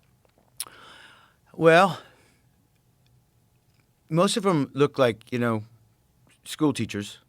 There's like one or two guys one guy was like kind of built like huge, big guy, brawny guy. The rest of them were like, the guy that I know did 3 tours. He looks like he's totally out of shape. His stomach is way bigger than his chest. He's just kind of kind of. This guy did 3 tours. This guy's no joke. It's all mental. It's all such a mental game because you have to be cool in those high, intense situations because you're dealing with 155 explosives that'll blow this building off the block. And the level of intensity is really interesting. Like, they were so comfortable around C4 and all these things, and blah, blah, and you got to be careful, these blasting caps and all these things that people were getting injured all the time. They got really uncomfortable when I took them to a bar in L.A. Why? We were sitting at the bar, and I asked, I'm like, what's going on? It's the big guy. I can't remember his name. He's like, I don't like where we're sitting. Like, what do you mean? He's like, I need my back to the wall. I need to know where the exit's at. And right? And like, interesting. Like, because I sit like that kind of as well. I don't like to have, I don't think it's a trust issue. I just like to kind of, I'd have my back to somewhere I know where the exit is, where the bathroom is. I look for the most dangerous man in the room, the hottest girl in the room. Instantly, just do like a Terminator checklist. Right. And that was supported by how these guys thought. And it's that same kind of thing. They just noticed everything. Just data. Okay, now I can go be here. I assess the room. Right. And I feel safe. Situational awareness. Yeah, situational awareness. I always had that, but like really doing that role and spending so much time with these crew of amazing people just heightened that for me. I've always been quiet and observer, and this is where I just got information. I could tell you the color of the hinges if they match the finish on the doorknobs in places, and it's just that how my brain works. And Always. yeah. Well, it's also I'm a home builder and designer, so I kind of pay attention to that kind of stuff anyway. But it sort of just kind of helps me out in life, I guess. And so when you were preparing for Hurt Locker, was it your decision to spend a year doing this? Well, no, it wasn't about the amount of time. I think I was maybe to go for maybe a few months. Catherine Bigelow, the director, just sort of introduced me, said, all right, they're ready for you out at the base if you want to go. So I kind of went out and just kind of did it all on my own and just waiting for the movie to kind of get up and get greenlit and go. And it just took a little bit longer. I think we're waiting for one of the actors that was doing another job to finish, and then we could start. And then it wasn't an easy independent film to kind of get up and get rolling, but once we did, we were rocking. But yeah, it didn't meant to be like a year and a half. It's she just called me and she's like, "Are you ready to go?" I'm like, "Yeah," like I'm getting deployed. Like, "Yeah, let's go. I'm ready." And then I also we didn't even have an EOD sort of tech on the shoot. I had to be the person that, and I had to call back. I'm like, "I don't know, this doesn't look right. They set up these 155s and it's electrical and it should be det cord and all these things that I learned." But I wasn't an expert by any means. I just wanted to make it look authentic in the movie, so I had to call back and call me back and we took a picture of this shit. I don't think it's right. Oh wow. And yeah, so. Well, that's fortunate that you had so much experience then. Yeah, it was great. It was great. Because if there's anything in that movie, especially for people that actually did that takes you out of it. Yeah, You know? yeah. You know what I I wouldn't mean? want to do that because we wanted to be very authentic to what we were Right. doing. Yeah. We are still making a movie, but let's live in this world. And look, the narrative is that the characters that live in this bizarre world in a very relevant time in this war that we're in, and also the struggles of soldier and civilian life. And because they were civilians and now they became soldiers, they'd be put in prison for life for doing the shit they're getting paid to do now. Right. And that and that was a wonderful sort of outcome of the movie of how it bridged that sort of gap or the struggles with PTSD and coming back from this harrowing sort of existence and war, and then coming back and like the cereal aisle. Right. That example of like, oh, really, like. Or in the rain, and like you appreciate the sun. It's just such a polar opposite, and like this is my existence, and it became such a wonderful sort of starting point for like wives to deal with their husbands that came back, and like they can you kind of understand a little bit of what they might have gone through, just in general, like the broad strokes of how hard it is, and then to come back and then change diapers and. To the thing, you know what I mean? Right. It's that became such a powerful thing in that narrative that I found after we did it and we were showing it to all the military bases, and it's always going to be a special experience in my life, and I'll always be connected to a lot of soldiers because of that. Well, it was a really well done movie, and it was the way you could. Well, there was a thing about that movie that made you think in a way, or made me think in a way that I don't think I ever thought before. Like, oh, I never considered what this transition to civilian life is like after dealing with the unbelievable stress of being in a war zone, defusing bombs. And then wanting to go back. Yeah. Like, but it made you understand. Yeah. It made you understand, like, oh, fuck, he wants to go back. Like, oh, my God. Like, watching a movie. Like, oh, when a movie can do that to you, when it can take you into that psychology of the person that would be in that state. Yeah. And make it make sense. Like, that was a great movie. Yeah. I'm just happy to be part of it. It was more than just, it wasn't just a story. It was like you're documenting a very real condition. Yeah. That, through art, you put words to these people's existence where they don't have anybody representing that. Yeah.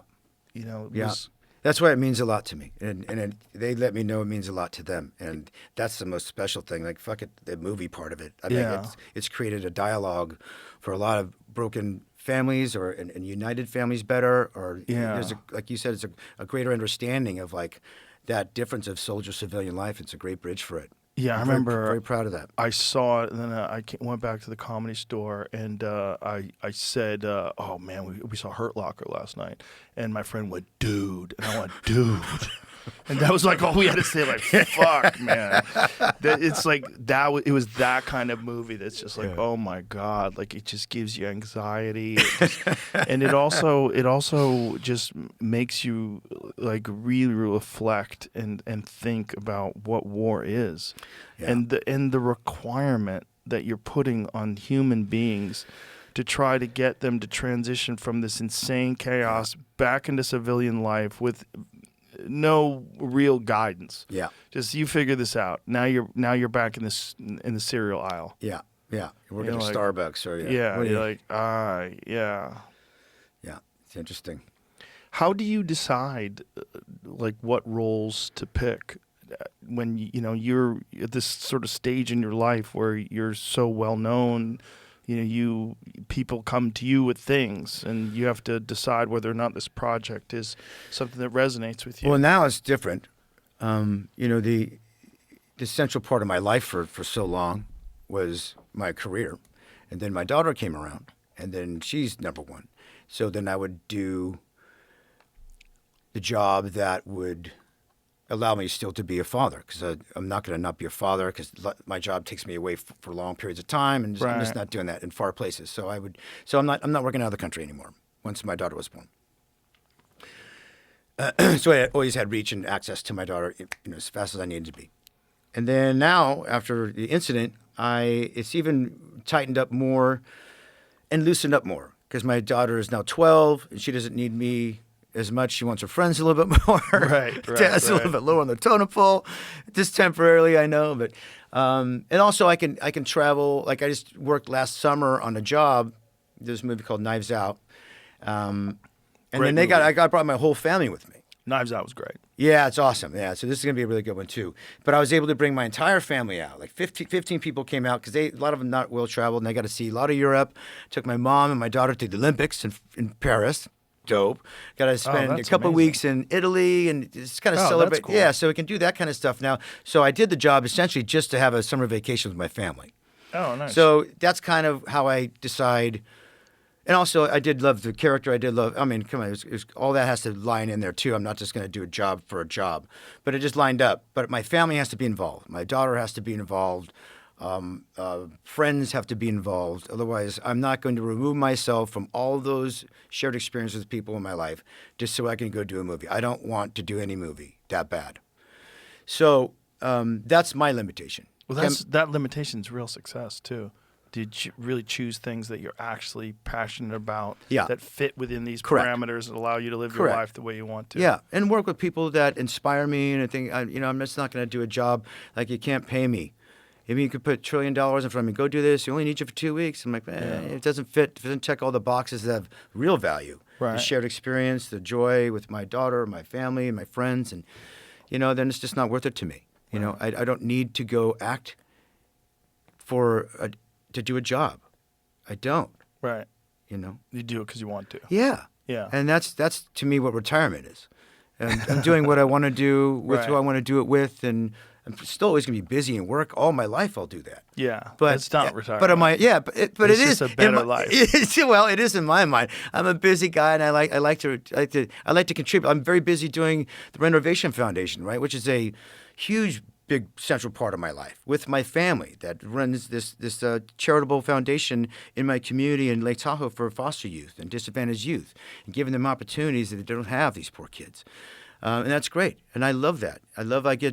But is that retirement? It's like, it's going to keep me busy till I die. And it's weird that you have to frame things in a term like career or retirement. It's really just life and passions. Yeah, exactly. Yeah. But I don't think a lot of people are doing what they want to do in their life anyway. But yeah, I'll always work, always do the things I love to do, and I'm still continuing to do the things I love to do, just on my own terms. Right? I wouldn't be able to start this foundation if I wasn't living life on my own terms. I am satiated beyond satiated. I don't need anything. I require a shared experience on this earth, and that is it. Is this more so now since the accident? Well, it's always been that, but there was a lot of things in the way, or things I allowed to be in the way, or things I put in the way. Allowed to be in the way. Yeah, right? I allowed to be in the way, and now I do not. I refute it. I push it away. I am certainly clear when I put obstacles on my own way, when I get in my own way. We all do that shit too. But so I'm just very, very, very clear, and I oversimplify life because life is just that simple. If we complicate it, then you're going to have an overcomplicated life, and it's just not as valuable, I think. I live both. Yeah. And the wonderful oversimplification has allowed me to, again, use the word retirement in my mind. I'm just living a life that I want to live, right? That I deserve to live, that I choose to live, and not be limited or rabbit holed or victimized by society or the country I'm living in or the neighborhood I'm living in or the job I have, and I don't have any limitations, right? Because I'm making manifest everything that I have in my life, and it feels great. And I'm the captain of the ship. That's amazing. It might take a minute to turn this bitch around, right? But I'm the captain of this damn ship. It's called my life, and I think everybody has the capacity to do so. Well, that's another beautiful thing of living life by example that can inspire people. because Yeah. that's really what people want to do. They want to live a life where they feel like this is great. Like what I'm doing is what I want to do. They don't. Most people, they don't live like that. Most people, they have this dream in the future. One day I Right. will be able to live the way I want Yeah. to, but I'm not doing it right now. Right. Yeah. I think that's a trap. Personally, I think Yeah. you're doing it already. The journey is there. There's no end result besides, you I might- know, but there's so many narratives that people adhere to. There's so many narratives out there in culture Yeah, where yeah. they tell you you should be doing this and you should Yeah, be doing correct. that. And Yeah. this is a concentrate on your 401k and Right, your this and right. that. And what are your investments? And Yeah. and you fucking at the end of the night you need a pill to go to sleep. Yeah. Yeah. I mean, it's even crazier now with the social media and all that.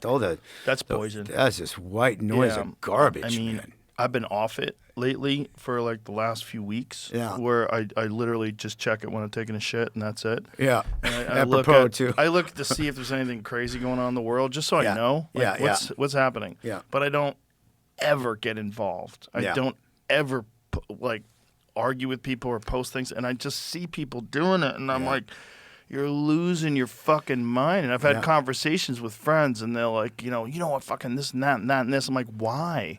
Why are you paying attention? This is like, let's go outside. Look at all the birds. Yeah. Look, it's beautiful. Look at the clouds. What a lovely day. Like you're Yeah. alive in America in 2025. It's like a magical time to be alive. And you're concentrating on some shit that literally has no effect on your life, and you're making it your primary focus. Yeah. That is the definition of madness. Yeah. I mean, it really is. Yeah, you're freaking out about things that aren't even here. Yeah. Well, that's where you get in your way. You're giving that value. You don't have Yeah. to, you know? Yeah. But, it's just like perspective is a very difficult thing to earn. And some It is. Well, right? How do we get Yeah. it? How do we get Yeah. it? Experience, right? experience, overcoming adversity, developing Suffering. character, shared experience. That's Yeah. a big part of it. Yeah. Like with people that you love and you really connect with. Who you surround yourself with. So Yes, important, right? that's most of the key to life. Yeah. Like if you surround yourself with really great people, you're forced to become a really great person. It's like you have to 100%. keep up with it. Yep. This foundation, tell me how you started that. Initially started with a show that I produced and put on Disney Plus, which is called Renovations. And it was I didn't like to see a lot of vehicles go to waste, like purpose-built vehicles, like a city bus or a fire truck and all these things that are supposed to go a long, long, long ways, but they just replace them even though they're perfectly good vehicles. So I wanted to repurpose those and help them, help communities in need. And so it's taking... Like I built one to be a water truck, like a box truck to be a water treatment plant to give kids in villages with terrible water and be able to reverse osmosis their water, give them drinkable water at their school, or take I took a city bus and turned it into like a dance studio, a mobile dance studio for these kids in Mexico, and just these creative sort of things. And it's kind of like Pimp My Ride, but with like real valuable that's things, cool. Just take these really cool purpose-built trucks and thing and make it something really spectacular for these kids, all kids-driven, to give them what their needs are. And then it just went into I didn't want to make it about just vehicles. When I wanted to start the foundation, it became a wonderful calling card. And then so I started the foundation, and my sister works for DCFS, which is Child Protective Services in Los Angeles County. And one of my best girlfriends in Reno, she also works for CPS, Child Protective Services there. So I've been working with foster youth for many, many, many years, privately. And now I just wanted to really get invested into the community. So I started small in greater northern Nevada, and then my sister now is running it, and Shayna is running it as well with me, and the whole family's now gotten involved, and it's been really wonderful to come back from the incident, have this be a central goal for us to celebrate our time together as a family, and to give back to these kids that are in great need. And it has been a dream of mine that I've been wanting to do for a long time, and now do it publicly. I've been doing it privately for a long time.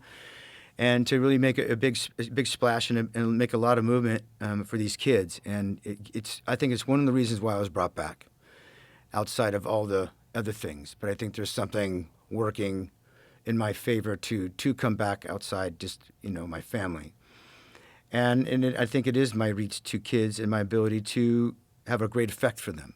And it's been a couple years now, and it's already been moved the mountains for kids already, and will continue to do so. This is like me breathing. This is easy. I love this. This is a part of my fiber in my body. I'm the oldest of 7 in my family. I've been changing diapers and living as the oldest. It's sort of my birthright to be able to do. What makes it even cooler is that I'm a Marvel superhero. So I have like a reach and access to these kids that they even listen to, right? They're like, oh, cool, let's go to camp with Hawkeye. That's just dope. and they all show up with plastic sacks, right? And this is like all their valuables in their life. And it makes me weep, right? And this is all they're worth. And they show up with hefty bags, all of them. So we give them rollers with their names on it, and a passport is like a journal, and I'm going to change the narrative of this. You're a traveler now. You're a world traveler. You're not carrying your trash around for all your worth in it. Your worth is much bigger than that. We're going to just planting seeds like that in their head, and then creating community for them, creating opportunities for them, safe places for them, giving them more educated stuff. We brought in a recording studio bus for them to touch all these instruments that they'd never have access to. Who knows what that does? I don't care. Let them have access to things, right? Give these kids opportunities that they deserve. This is the future of our fucking planet. Why aren't we giving more time and effort to that? It's the future of our world, man. Let's give them all the tools. We need another Elon. We need other super smart, amazing people, man. We need that. Yeah. We need other leaders. And, what do we give in our youth, especially our foster youth, man? It's not a good look.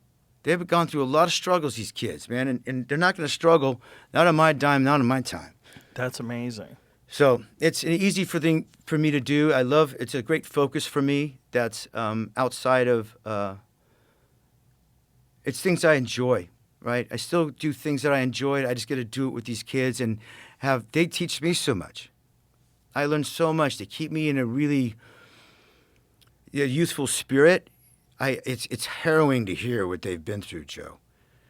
I don't like to know. My sister knows all about it. Shana knows all about it because they get the phone calls. They have relationships with a lot of these kids. They know, dude. I mean, you'd probably react like I would. You want to flip a table, you want to go hurt some people, and it's so I'd prefer not to know how they got touched and who did it and this kind of stuff. I just choose to focus on let's give these kids plant some seeds of hope, and I'm good at that shit. That's awesome. I love it. So we're on jet skis. We're talking about it. They've never even been to this lake, and so whatever the heck it is, new experiences, new joy, new friends. They're all crying at the end of this camp because they had such a good damn time. One of them was getting adopted, and she was crying because I can't come back because I'm not a foster kid anymore. I got adopted. Like, no, you can come back.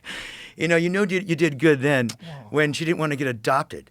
Like, it means we're doing something right for these kids, and we're going to continue doing it, and we're doing it not only just as a camp, but we're doing like lots of programs throughout the year to keep the community of the foster youth community together. A lot of these kids are brothers and sisters that never get to see each other because they're in separate homes, separate cities.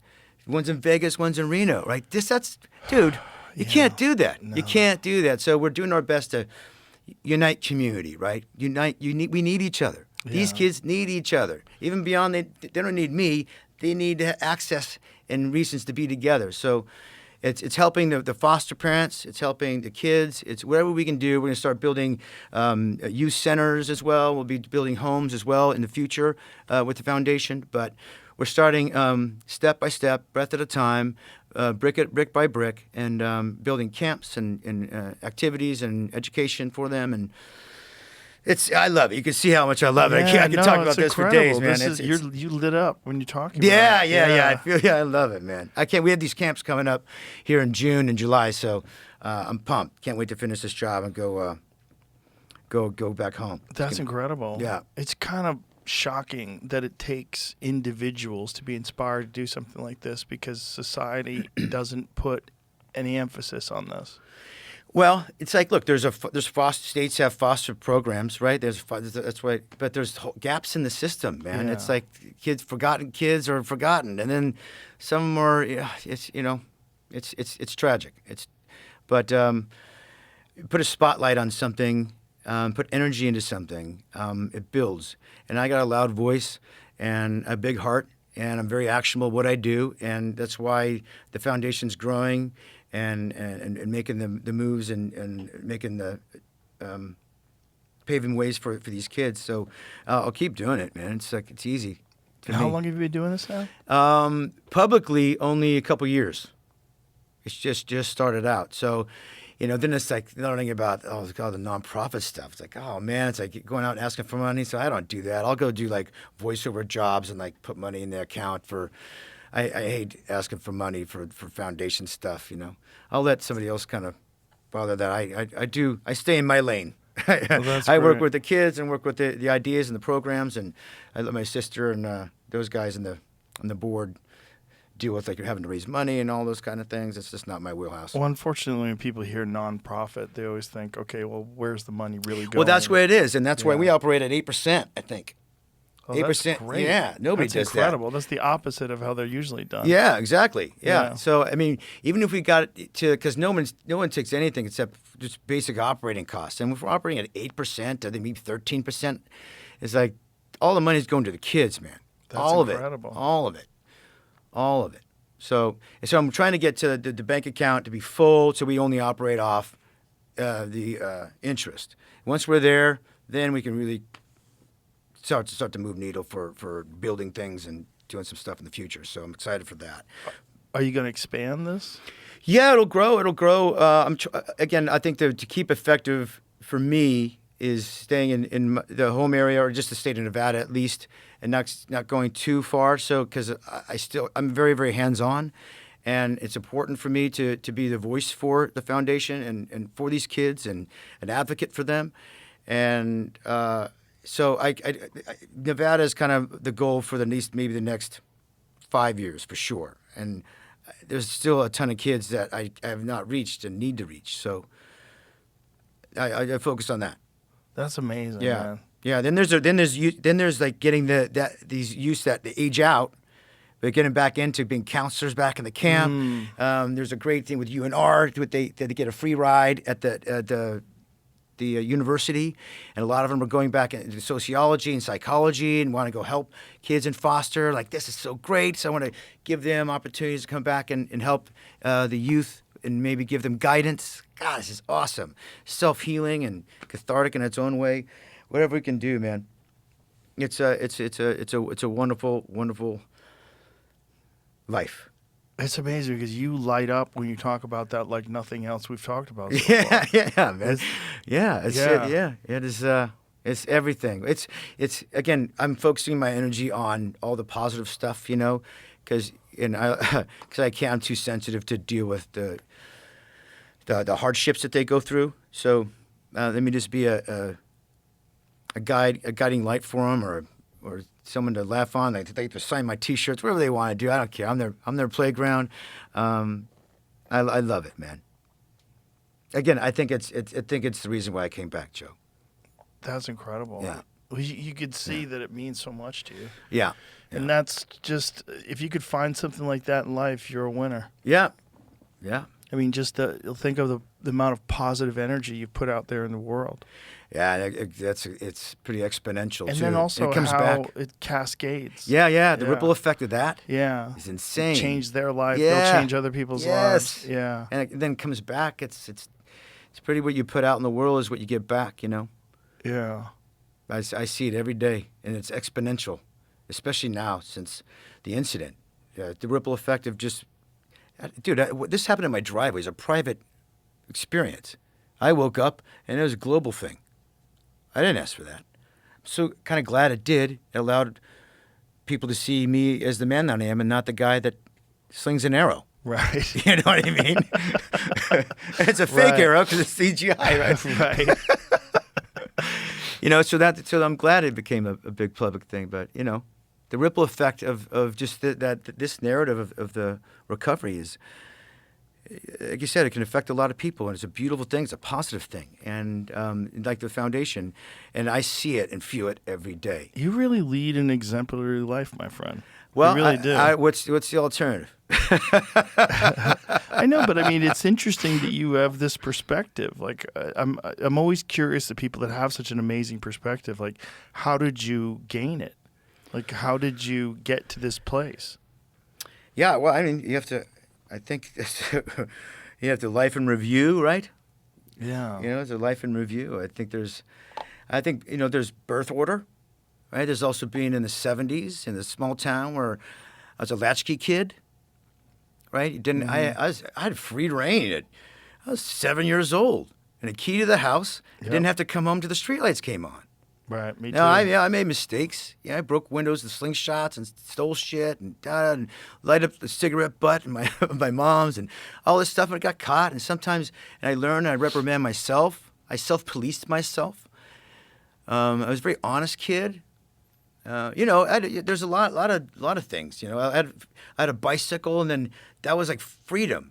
That's what I began like. Oh, I have real freedom. I got a fishing pole. I got on my bike and just went off into another county. Yeah. Like, that wouldn't happen today. I would never allow my daughter to Never. walk kinda across crazy. the street. I had a similar life. I was a latchkey kid too, and I just think of the heart. Where was this? Well, I lived all over the place, but I lived when I was 7 to 11. I lived in San Francisco. From 11 to 13, I lived in Florida. From 13 till 24, I lived in Boston. Oh, wow. Then New York, and out here. Oh, wow. L.A. rather, and then out here. Last 5 years. Yeah. Yeah. Well, that's So I a lived good all over mix. the place. Yeah, that's a good mix, right? Well, the good thing about living in a bunch of different places, the bad thing is I never really developed roots. Right. But I had to form my own opinions because I couldn't count on the opinions of all the people around me. I didn't have like a core group of friends. Yeah. So I always had to like sort of see the world for what it was. Yeah. Did that make rather you what I an wanted it to introvert be. or an extrovert or both? I think I was an introvert initially. I don't think I ever, even though I talk for a living and I'm a public figure, I'm not really an extrovert, which is really odd. Like, I don't really like attention, which sounds crazy for someone who gets a lot of attention. Yeah. I don't need it, which is probably why I get it in some strange. Right. Yeah. Some strange, like I was very socially anxious when I was a kid. Like I would get super nervous when I had to talk to a bank teller. I remember one time I had to deposit money in a bank, and I was like, why am I freaking out like this? This is so weird. Right. But eventually overcame all that stuff. And then, through martial arts, traveling around from all throughout my youth, from the time I was 15 till I was 22, that's all I did was travel around the country and competing. So I had a very bizarre life. In that I didn't have like the normal high school life of partying and hanging out. No, I was, flying to California to fight. Right. It was weird. Right. It was a very weird life. Huh. So I still wasn't an extrovert. Like I didn't really learn how to talk in groups of people until I started teaching. So I started teaching martial arts, and then that's how I learned how to public speak. Oh, But I was publicly speaking about something that I was very good at. So Right. it was like I commanded sort of attention just because I would demonstrate to them things that I was doing. And in demonstrating and talking, it made sense that I was able to talk. about something you knew very well and you're comfortable in. Yeah, and it's like I was really good at it, so I could show them. Like, I'm going to demonstrate something to you, and then I'd do it, and they'd be like, holy shit. I'd be like, I'm going to show you how to do this. Yeah. And then if you listen to me, like I taught at Boston University and when I was 19, and it was a real counted towards your GPA. It was like pass, fail, A. And I'd say, all you have to do is show up and try, and you get an A. And if you can't show up, call me, tell me you can't make it, and you'll be fine. If you fuck off, I'm going to fail you. But if you just try, you get an A, and then it counts towards your GPA. This is like a legit thing. Yeah. Like, well, all I want you to do is, like, this can help your life. And I'm not thinking you're going to go and fight and compete, but I can teach you something here. Yeah. And it's difficult, but you'll get better at it. And through getting better at it, you'll learn how to get better at other things. The discipline. And, Yeah. It's great. So that's, like, how I got into comedy in the oddest way. Like, learning how to talk to people. Like, because I wasn't comfortable talking to people. I always felt like a loser and a weirdo, and I always felt like an outcast. Yeah. So to learn how to talk publicly, like that's how I did. Yeah. But all that traveling around just gave me this very bizarre, like rootless sense of who I was as a person. Is there anything that you grabbed that from that experience that you hold on to? I mean, like from there's just some positive things that kind of come out from that, right? Yeah. I went to a different school every year of my life, at least until I got to high school. But I was in the same town. I didn't move around a lot. Maybe just in the town I did. Divorce and all that sort of stuff. Or schools were full, or whatever Right. it was. So I had to either engage with people, all brand new Yes. people, each grade, new school, new grade. Yeah. And then, you're growing up. I was more shy, and I think more like you, like an introvert. And so either I was very gregarious, or I just was an observer and Right. I just watched. So you just make choices, and that's why I became an observer. But with that, I don't know. I like that part of me, and I can be extroverted, like I'm an actor and a thing. But I'm still more insular and quiet. And Yeah. even though the two quiet guys are yapping their jaws off for hours. Well, I mean, it was hard, but I wouldn't have wanted it any other way. Yeah. Because I think it made me different. And I think there's, unfortunately, if you are in like a small town and you grow up in that town and you never leave that town, your perspective is very limited. Yeah. And Big time. I moved around a lot. And I think that was very uncomfortable. I hated it when I was a kid. Like, fuck, we're moving again to another state. Like, this is crazy. But that made me who I am. It made me form my own opinions instead of adopting a conglomeration of opinions that everybody around me had. And I went from very liberal and progressive San Francisco in the 1970s during the Vietnam War to living in Florida, where it was like completely the opposite, like super conservative and kind of retarded. And I remember just being around people like, why do they even think like this? Like, this is crazy. It was so strange to me to have this like complete juxtaposition, almost like a cultural 180. But it also made me realize, like, wow, there's a lot of different ways to think. Yeah. There's a lot of different ways to engage with life. Yeah. Well, don't we, like, especially growing up, right? Because you're saying like 7, 8, 13, 14, all those years, we look to our friends and friendship groups to sort of like kind of help develop ourselves and right, kind of be a reflection upon ourselves. And if you don't have it, you have other things that you turn to. Yeah. But there could be, like you said, it could have been a terrible thing if you stayed in the same place and you had the same core 4 dudes. And then how limited your life would have been to staying in San Fran, or So it's like you said, there's a real good positive thing to take from being removed from stability, removed from right. That's all anxiety inducing, and or it could be the perspective, right? The perspective could be, but if it's a positive perspective, and to lean on, like you said, I like how I came and it drove you into all the things that you probably like about yourself today. I think it's pretty interesting. Yeah, and it also, like, I got picked on a lot too, in which that's Your what Boston drove me days? into martial arts. Yeah, Boston days? I was like, I it's tough. hate being scared of people. Yeah. It just drove me nuts. Yeah. And I didn't have friends, so like a group of guys would fuck with me, and I didn't know what to do. So I was like, okay, I got to fix this. And so I became obsessed with martial arts. And then once I started doing that, it was like the first thing that I ever did. I was like, hey, I don't think I'm a loser. I just think I never figured out how to get good at something. And now that I'm really good at this one thing, I'm like the opposite of a loser. And then I became obsessed with winning, and then that was like my whole life until I was like, I don't think I want to do this anymore. And then I, transitioned to other things. But that period of time wouldn't have happened if I lived in a comfortable environment where I wasn't fucked with and where I didn't get bullied. I wouldn't have that desire to like do something that was completely terrifying because I was scared of physical confrontation. So what do? Spend my whole life getting involved in like voluntary physical confrontation with trained fighters, right? Which is way more terrifying. The most terrifying thing, but that. But what's the alternative? Oh, just be scared and be bullied and beat the fuck up? Or that's what I had to decide. Yeah, take the reins. I had to decide that. I just had to make this change. Yeah. Fortunately, it worked out. Yeah.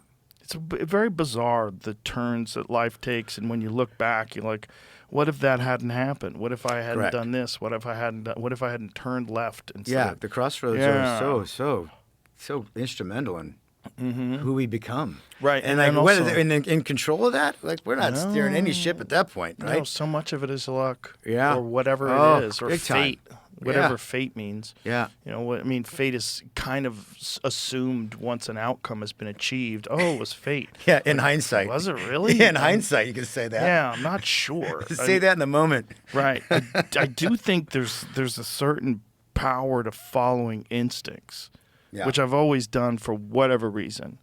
You know, there's a pull that you have towards a certain direction, even if it's like massively uncomfortable. Like sometimes you have to realize, like, okay, let's go. Like this is what I'm supposed to do, and that is very hard to do. But once you do it a few times, and then you start saying, there's a little voice in your head like, that motherfucker's never let me down.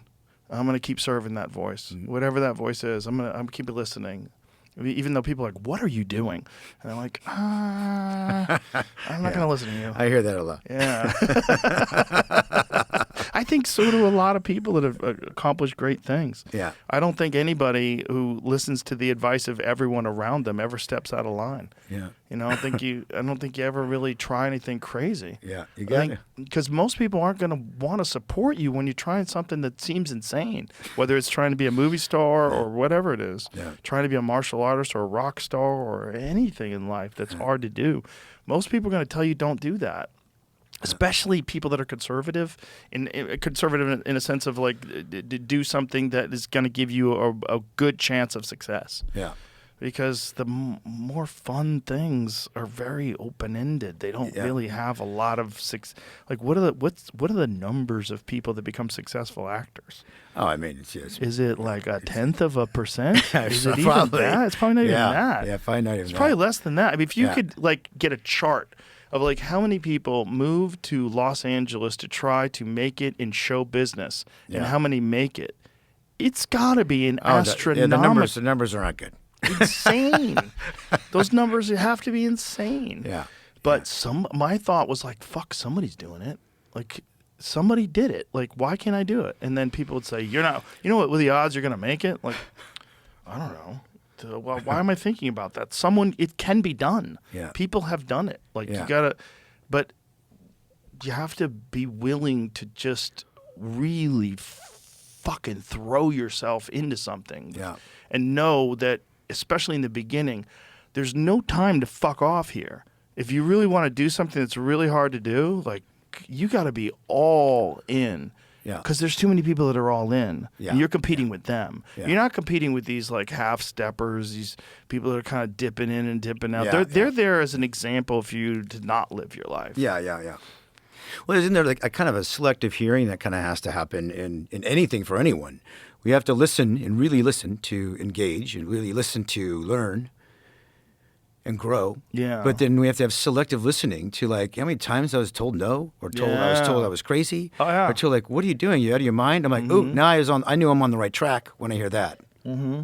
Because that's the words of a fearful person. Yeah. Those are the words uttered from someone who's scared and not courageous, and a lot of stuff's in their way.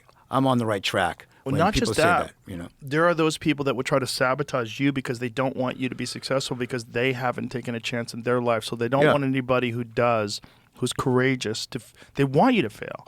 There's people out there that want people that are courageous to fall apart because then it makes them feel better for their own choices. Yeah, it's okay. They got to live with that. I don't, right? Right. Yes, right. They got to swim in that. But again, I think that those things are just like you need the rain to appreciate the sun.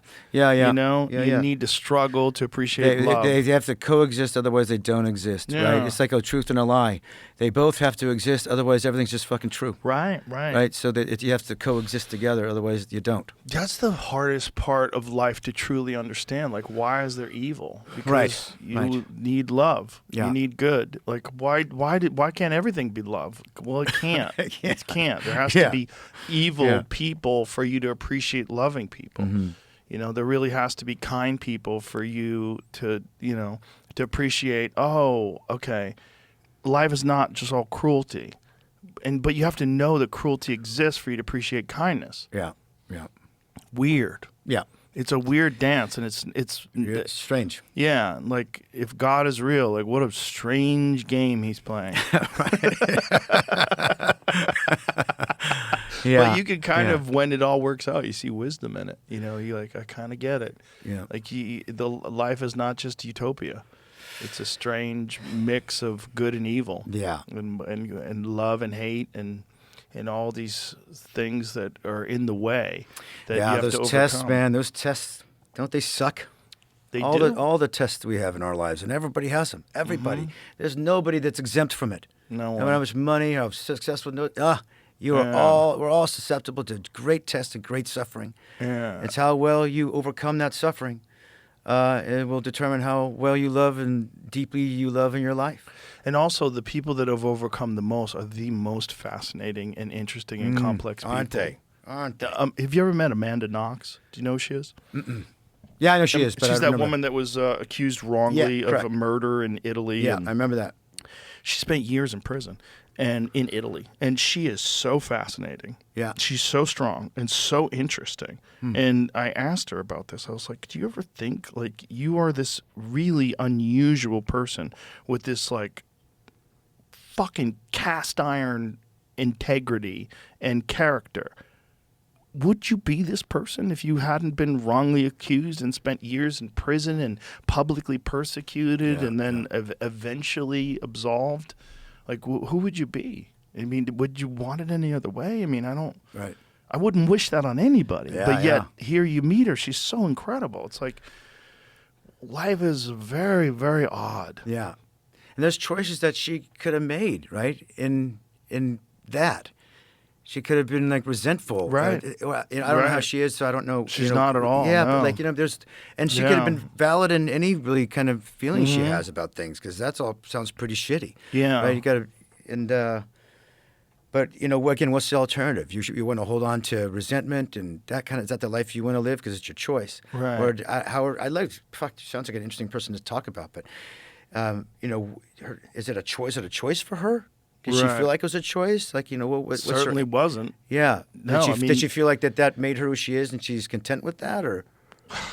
I mean, she's certainly resigned to what it is, but she's very happy now. Right. But not just happy, but like a complex, compassionate, charitable thinker. What's the conversation if she's still in the joint, Oh, yeah. I mean, she's Right. still in the clink and there's no hope of her getting out. Well, she learned a lot in there too. Yeah, I about bet.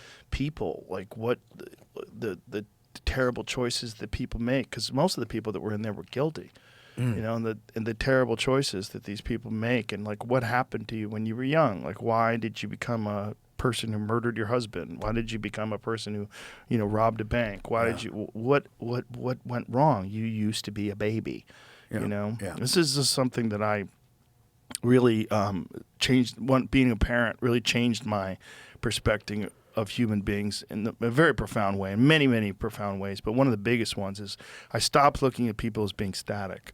I stopped looking at, Jeremy's 54. He's always been 54. This is how I know it. Now I look at everybody like, you were a baby. Yeah. You were a baby. Like, I you know what I mean? Yeah. Like, I love my daughters dearly, and they're very extraordinary people, but it's been fascinating to watch them as little babies become these really complex human beings and have conversations with them and talk to them and see how they interface with life. And then I, meet people who are all fucked up and, angry and fucking hateful and I'm like, God damn, what happened? What went wrong? Yeah. What are the things and how do you get out of this? Yeah. It's interesting. Yeah. It's, Well, like I mean, there's so many trials and tribulations in this wonderful existence that we all share. And I think we learn a lot through other people's, not just your own, but other people's. Yeah, for sure. Well, that's the hope anyway. We can, right? Yeah. Well, I think a lot of people are going to learn a lot through you. And without having to do it in a fearful way or scare tactics or Right. you know what I mean? Do That it in a doesn't really work. Yeah, but it's used everywhere in media and and Right. advertising Right. and all that kind of stuff, right? Right. But like to do it in an honest way, or it's like I hope I still learn by talking about my experience. Right, I still learn by looking through the book or listening to the audio. I'll be listening to the audio soon when I have my daughter and all my nieces and nephews around. They're going to listen to it. We're all going to listen to it together because I'm not going to have them go off reading this thing. It's too harrowing to do it alone. But like I'll be listening to it, and I'm going to learn through it, and with that experience and that exchange with these beautiful young creatures. Yeah. You know. So Well, there's you'll be learning for so long. It's only been a couple of years, which is really crazy. Yeah. I'll keep trying and testing the limits of my body and my mind and my spirit and what I can pass on to others, what I can give on to others, what they give me. I mean, it is a vibrant, high vibration that I'm living right now, and I'm so blessed to have it. I have so much gratitude at every breath. I almost feel like I don't have to walk anymore. I sort of live it. I just feel so lucky, and I think has to do with all the love and all the goodness that this world has to offer. I think it's gotten me through, and the attitude of it, that perspective of that, because it can be a very bleak, dark place. Yeah. You know, but I choose love. I choose action. I choose my perspective. It is my choice, and I've been in dark places where it wasn't quite so positive and so lovely. And it was well before the accident, you know, where it's just like, you know, just kind of grumbly and grumpy and don't want to leave my house, and you know, I don't want to go sign autographs, I don't want to be around people, or you know, just kind of whatever, you know. Not a really great, happy place, perhaps, you know, like everybody has the right to be, but that doesn't exist at this point. You know, I don't get any more bad days, Joe. That's amazing. Right? You're like, fuck, I wanted that. Isn't that incredible? Well, I can gas up the snowcat for you want. I can make it happen for you. Isn't that incredible? No more bad days, brother, right? Wow. It's a perspective that is mine, and a truth and a reality that is mine. Because I have a barometer to like, yeah, I know what a bad day is actually like. Yeah. And I was tested to my limits, and I got through it, luckily, somehow, some way. And it's just almost science at this point. It's a factual that it's just not going to happen. I can't. No matter if I tried so hard to have a bad day, it's just not going to happen. Yeah, I can have a bad moment. I can have, you know, frustrating times, but it's not. I'm just not going to have a bad day. And for the rest of my experience here on Earth. That's amazing. And I think that experience, this perspective that you're sharing, is contagious. I think so too, dude. Yeah, I know. Actually, I know so. Yeah. I know so.